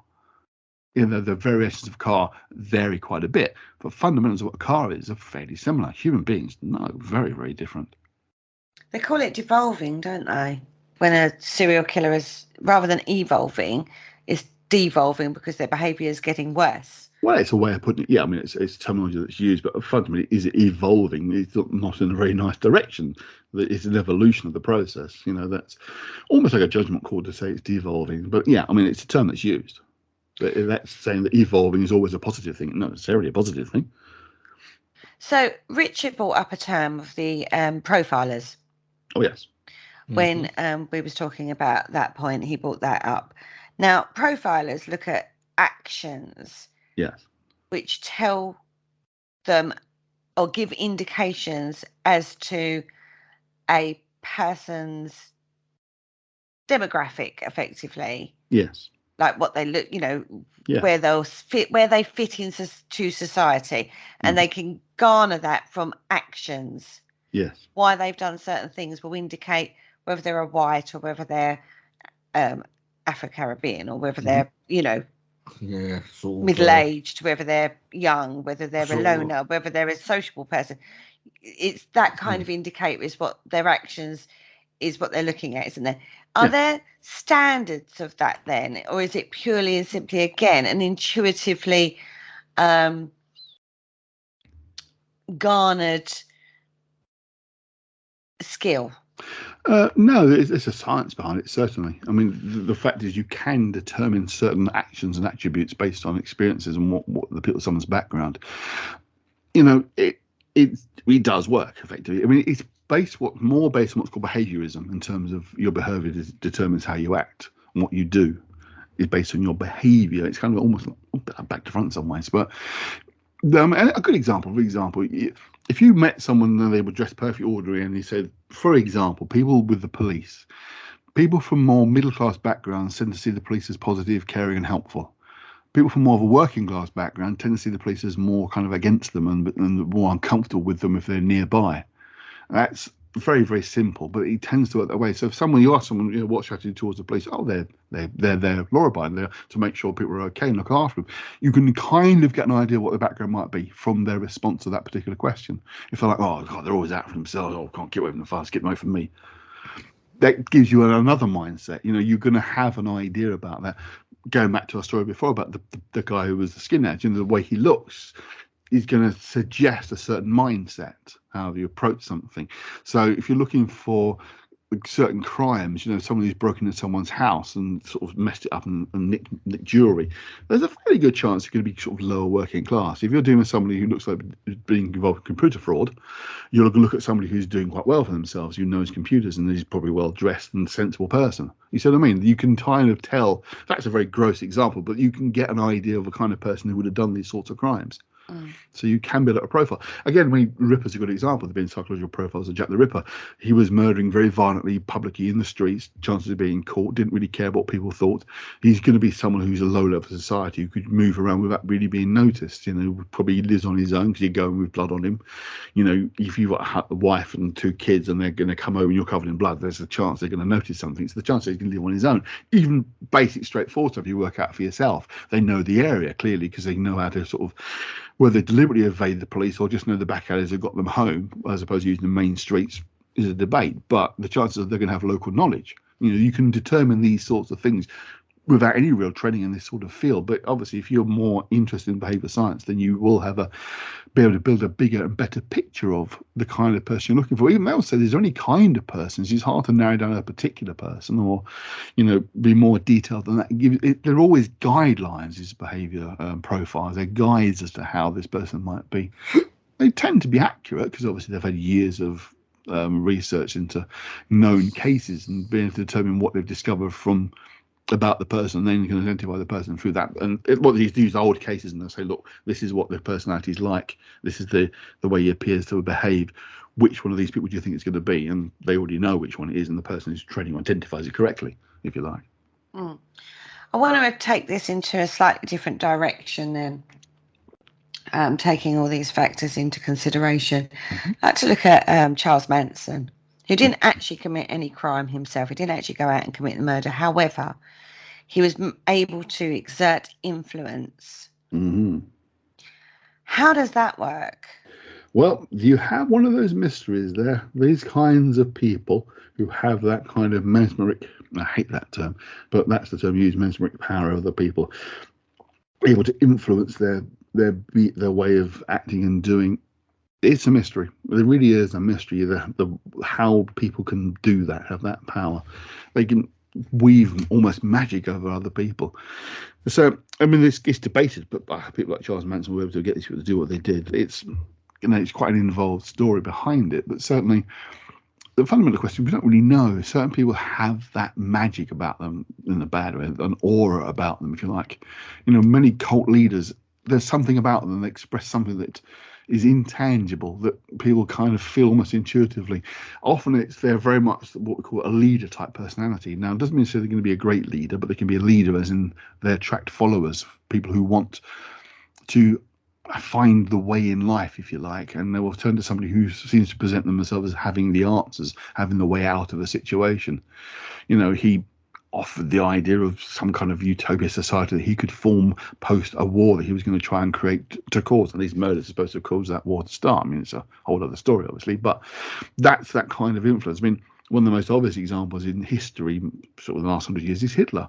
There was something about the man, that those that met him and spoke with him beforehand, there was something about him, mesmeric. He was something, he gave off this aura of sort of superiority that knew what he was doing. I mean, he was a crazy madman, but he was also able to garner that kind of feeling that people had such fierce loyalty to this ideal of this sort of person, even though the image he was trying to project was of this sort of savior of Germany, that kind of thing. They were presenting themselves as being the people that could lead the way, if you like, the ultimate leader. But where it led, of course, is a totally different story. But that's what it was, the charisma, this powerful charisma that these people seem to have. People like Manson had it as well. So it's one of those things you can't really quantify why one person has it and the person doesn't have. Which is weird when you see no, but you do, because when you see like interviews and stuff, Yeah, or when you see people talk about him, mm-hmm. You like when he's in prison and stuff like that, it's like you think he's like a weedy little man, isn't he? He's tries to be overly clever. Yeah, he is a psychopath. Again, he's almost in a class almost of his own. These kinds of people. He's very different, isn't he? I mean, again, it's one of those people that, again, like Hitler, has many books written about the mind, how it worked, what they were. They just don't seem to fit normal categorization that we kind of have. I always think Hitler's a good example because he's the most extreme example of that. He's just a total enigma. I've read various books about the psychology of Hitler, and no one seems to really have a real grip of what it was with that kind of person. They have something, and Manson is another example of someone who has that something, the sort of X factor, if you like, to connect TV program. But there's a good example of that because it's that X factor. You can't quite put your finger on it, but there's something there. We've obviously none of us ever met either of these two people, but certainly those who have sat and spoke face to face have there's the mesmeric quality about them. There's something about them you want to almost listen and think this is interesting stuff. Now, Manson, of course, the only version we saw was the post sort of prison stuff, the guy in prison before he was captured, it was all brought to light. And an argument would say that he kind of lost his marbles in prison anyway, was he'd actually cracked by that point. But the pre Shantik murders version we didn't see. He wasn't known to us. But those again who were part of the Manson family have said that there was just something about this guy. He had a charisma to him that even when you looked at him, thought was a bit of a prat. But there was something he gave off, an aura that couldn't really explain. But that endured. Well, to some extent. I mean, again, his followers, although separated from him, were still absolutely enthralled. Yes, enthralled is the exact word. You don't have to have the man. Almost becomes like the messiah, almost, if you like. It becomes the martyr because he's now locked away. The people tend to follow the people like that even more. So that's why sort of suicide bombers don't mind blowing themselves up, because they become martyrs of the cause. They become sort of seen as almost more than human because they're now committed the ultimate acts of faith, if you like. They've done what they've done. And the fact that he's no longer in day-to-day contact with these people meant that they would then idolize him even further, because he's now had to reach to them. They had him in his life, that he was in their life for a while, but now he's gone and we can't reach him. So he matters to us even more. Sorry. So, right. Again, cogs turning. We have. I don't know where my brain's going with this one. Okay. I'll try and follow. I don't even know if I can follow it at this moment. This might develop after the show, to be fair, because I don't know. I know where I'm going, but I can't verbalise it yet. I'll have to work through that one, folks, and get back to you on that one, because my cogs are turning on this one. So we learn experiences, don't we? We have. What age do we stop having experiences that they form very young, don't they? Majority, yes. So it's usually our first encounter of something. How we react and respond to that thing usually informs us how to respond and react in future. The first sort of 5 to 7 years of life are the most fundamental in terms of that developmental psychology. Those things tend to sit in place from that age onwards. That's not to say we don't learn new things. Obviously we do when we have new experiences as we get older. Only there is 3 different points in one's life where these sort of things can really have impact and make major changes to how we think and feel about ourselves and the world around us. The first, say, 5 to 7 years of life are the fundamental. The next one is teenage years, puberty, where you're physiologically and psychologically are changing. The brain chemistry goes all mad, and also new chemicals get introduced by the body, and the body physically changes. Often experiences then can have a deep impact, because older prepubescent ideas will fall away, like the baby teeth fall out your head. Those ideas disappear and new ones form. So they become new foundations, if you like. I mean, a lot of the old ones don't go, they stay in place, but some get superseded by the teenage years experiences when you're exploring the world and life. And that's where you begin to form the adult self you're going to become. You learn your boundaries and your abilities, and your fields of experience expand. The third one, which is often joked about, but is very real, is the midlife crisis, where you reach that point where your life has been a certain way for a certain period of time, and you think, is this good enough? Can I do more? Could I do something? What am I losing? Often it coincides with reaching that point where you start to realize more years have gone by and you've got to come, and you think, well, what have I done with my life so far? And that's where people often grasp for younger things, in a new faster car, a younger girlfriend or boyfriend, change job and do something more outlandish, because they suddenly think, oh my God, what am I doing? That one's a little more kind of generalized between mid-30s and mid-50s. It can happen, but it tends to happen to most of us. Often people end up coming to therapy. That's why the majority of clients have between late 30s and early 50s, because they've reached that point where they've put up with X, whatever in their life. And I think, enough of this. So, again, you learn more about yourself and can refine and change ideas. Often, the thing that's interesting with therapy is those fundamental ideas that form in your first 5, 6, 7 years of life, they can change, even if they feel like they're deeply ingrained. They're not written in stone. Your brain is not static. It's constantly evolving and changing and rewiring itself. So it's possible to make those changes, but it is those early years that the formation begins. But whatever age you are, you can learn new things, new skills, new ideas at any age. So it never stops. It just becomes a little harder. Ideas become more ingrained rather than sort of set in stone. They get deeply embedded and ingrained, but they still don't necessarily belong there, because although I said at the beginning we have certain tendencies towards certain personality types, typology as it's called, it's not set in stone. You can tend to be a certain kind of person, but it's more of a following of a blueprint pattern. The data, the detail, if you like, isn't there. So those ideas themselves can, even most fundamental ones about yourself, can change in time, either intentionally or unintentionally. Sometimes you learn new things and start to think differently. More often than not, you tend to stick with what you know, because it's what I said before at the beginning. It's the familiar versus the unfamiliar, the unknown. The unknown is always scary, but the known is more quantifiable.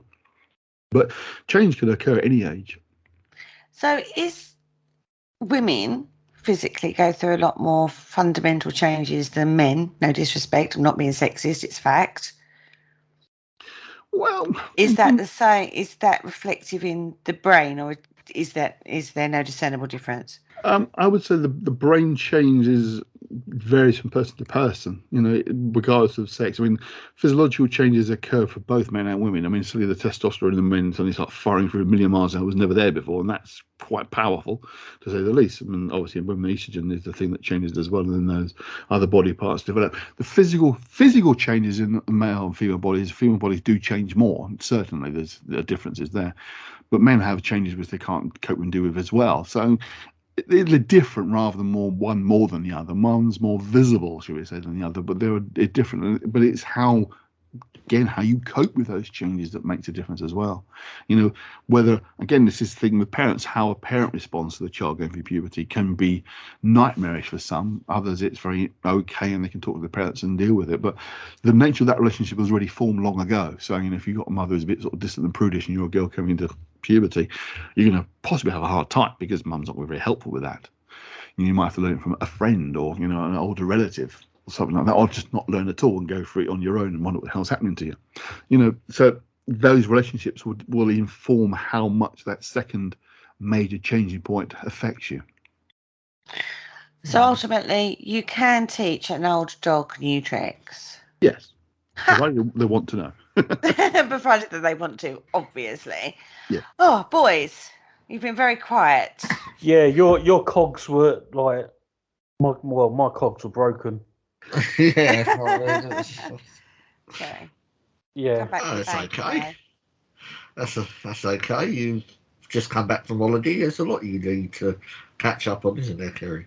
Well, the thing is, I know I'm going to re-listen to this show because there was something going on in my brain, and I haven't joined the dots yet. Right. Do you know what I mean? Which is why I was like, I know where I want to go with it, but I can't quite. I'm not quite there with it yet. So I will go back and listen to this because Andy's giving so much fantastic information. It's regarding various characters and you know how we deal with things and stuff like that. And yes, all right, this isn't necessarily paranormal per se, but it kind of ties in and gives us fundamental understanding of self and how we relate to self. And again, the factors that are important, underlying factors, like we always talk about the belief system, don't we? Yeah. And how important our belief system is in regards to how we colour what we view. Now we've gone, you know, down various avenues to get to this basic point of our experiences shape our world. Mm-hmm. Yeah. Which is why psychopaths have an experience, traumatic experience, which is why they think that they're not doing anything wrong by going around killing people, right? Mm-hmm. But there's also something there, isn't there? There's something there that's, we've talked about Charles Manson, we've talked about Hitler, and they're just two characters we pulled. There are others, historical figures that you can pull out of the bag that have this something that is compelling about them, that makes you a normal, everyday, generally quite a strong person, be different because of that person. Mm-hmm. Yes. Now, yes, there are other factors, you know, in regards to Charles Manson, you can look at it and go, well, there was drugs involved and there was homelessness. She was generally picked on runaways that ended up with the family. And he was very like family orientated and made it that way. And those influences are playing on deep structures that you were needing. Yes, there's a huge topic there that's very difficult to understand, and you can dissect it, oversimplify that like Freud. Well, just to jump in one moment, I kind of forgot to mention, Manson probably had what's known as the Messiah complex, the belief that you are some kind of destined for great. Hitler would be another Messiah complex person, that you are predestined for greatness, and however you got there is however you get there, but it's something that's in your almost DNA, if like. It's not, it's a complex, but that idea is part of both of them, that part of their thinking. But that still doesn't, I mean, we've met people with that kind of opinion of themselves. Yeah, there's a difference. But they've not had that mesmerization. Yeah, that's it. There's a difference between having that as an opinion and actually having the Messiah complex itself, because you are totally a believer to that. I mean, we can be arrogant assholes all the time, you know.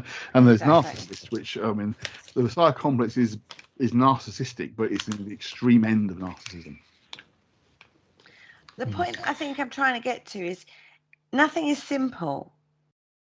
There's not, like we've talked about this so many times, like there's not one size fits all. And you can't, we're very good at humans trying to put things in boxes.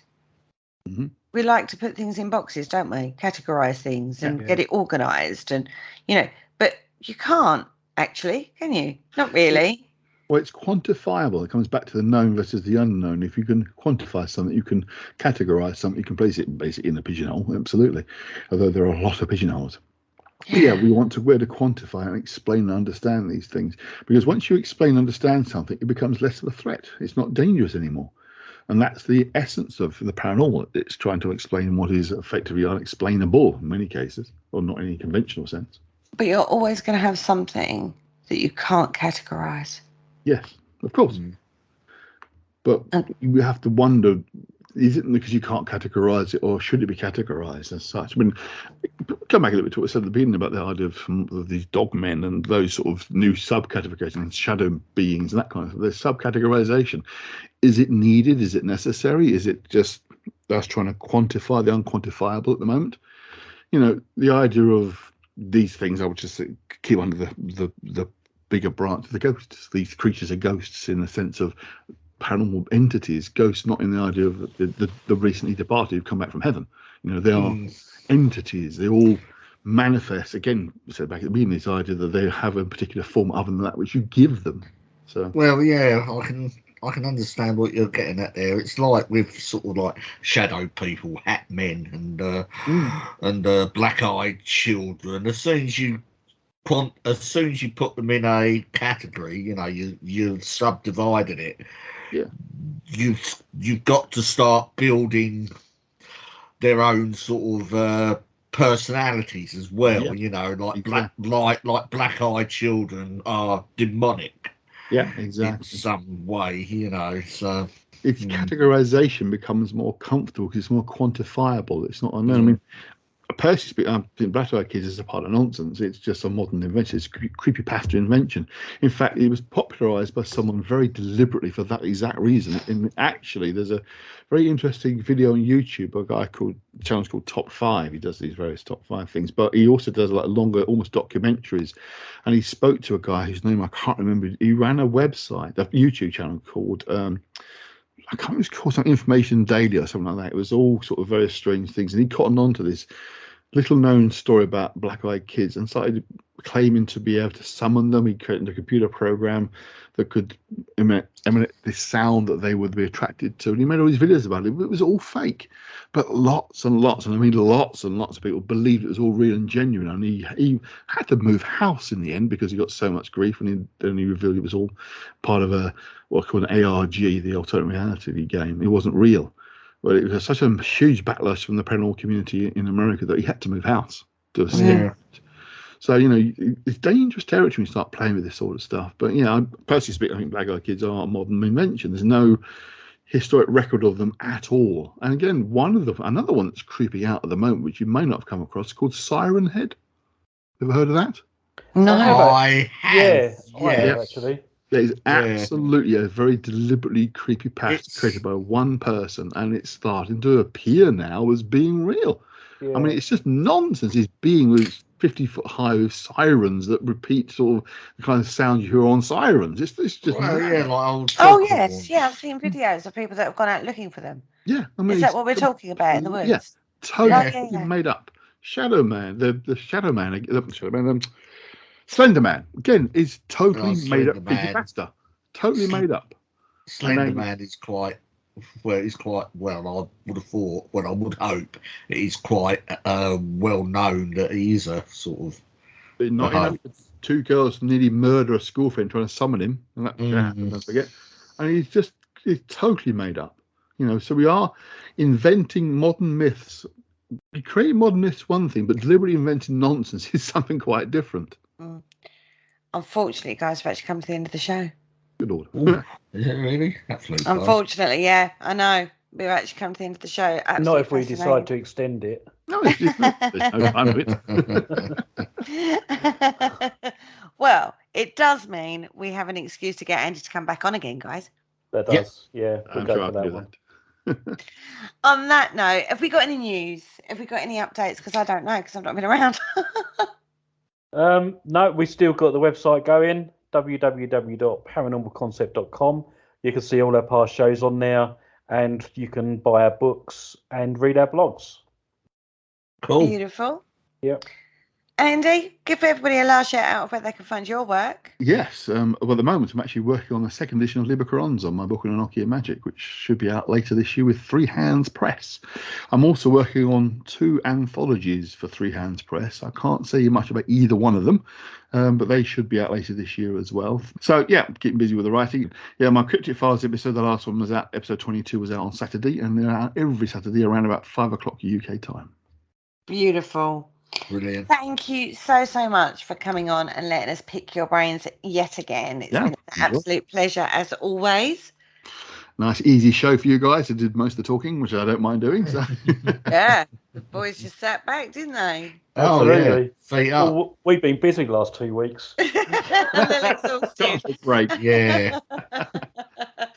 Thank you once again, Andy. It's always a pleasure to have you on, and most definitely there's still more to come from that little source of information. I feel lots more. Say goodbye, guys. Goodbye, guys. Bye, guys. We'll see you next week. Good night.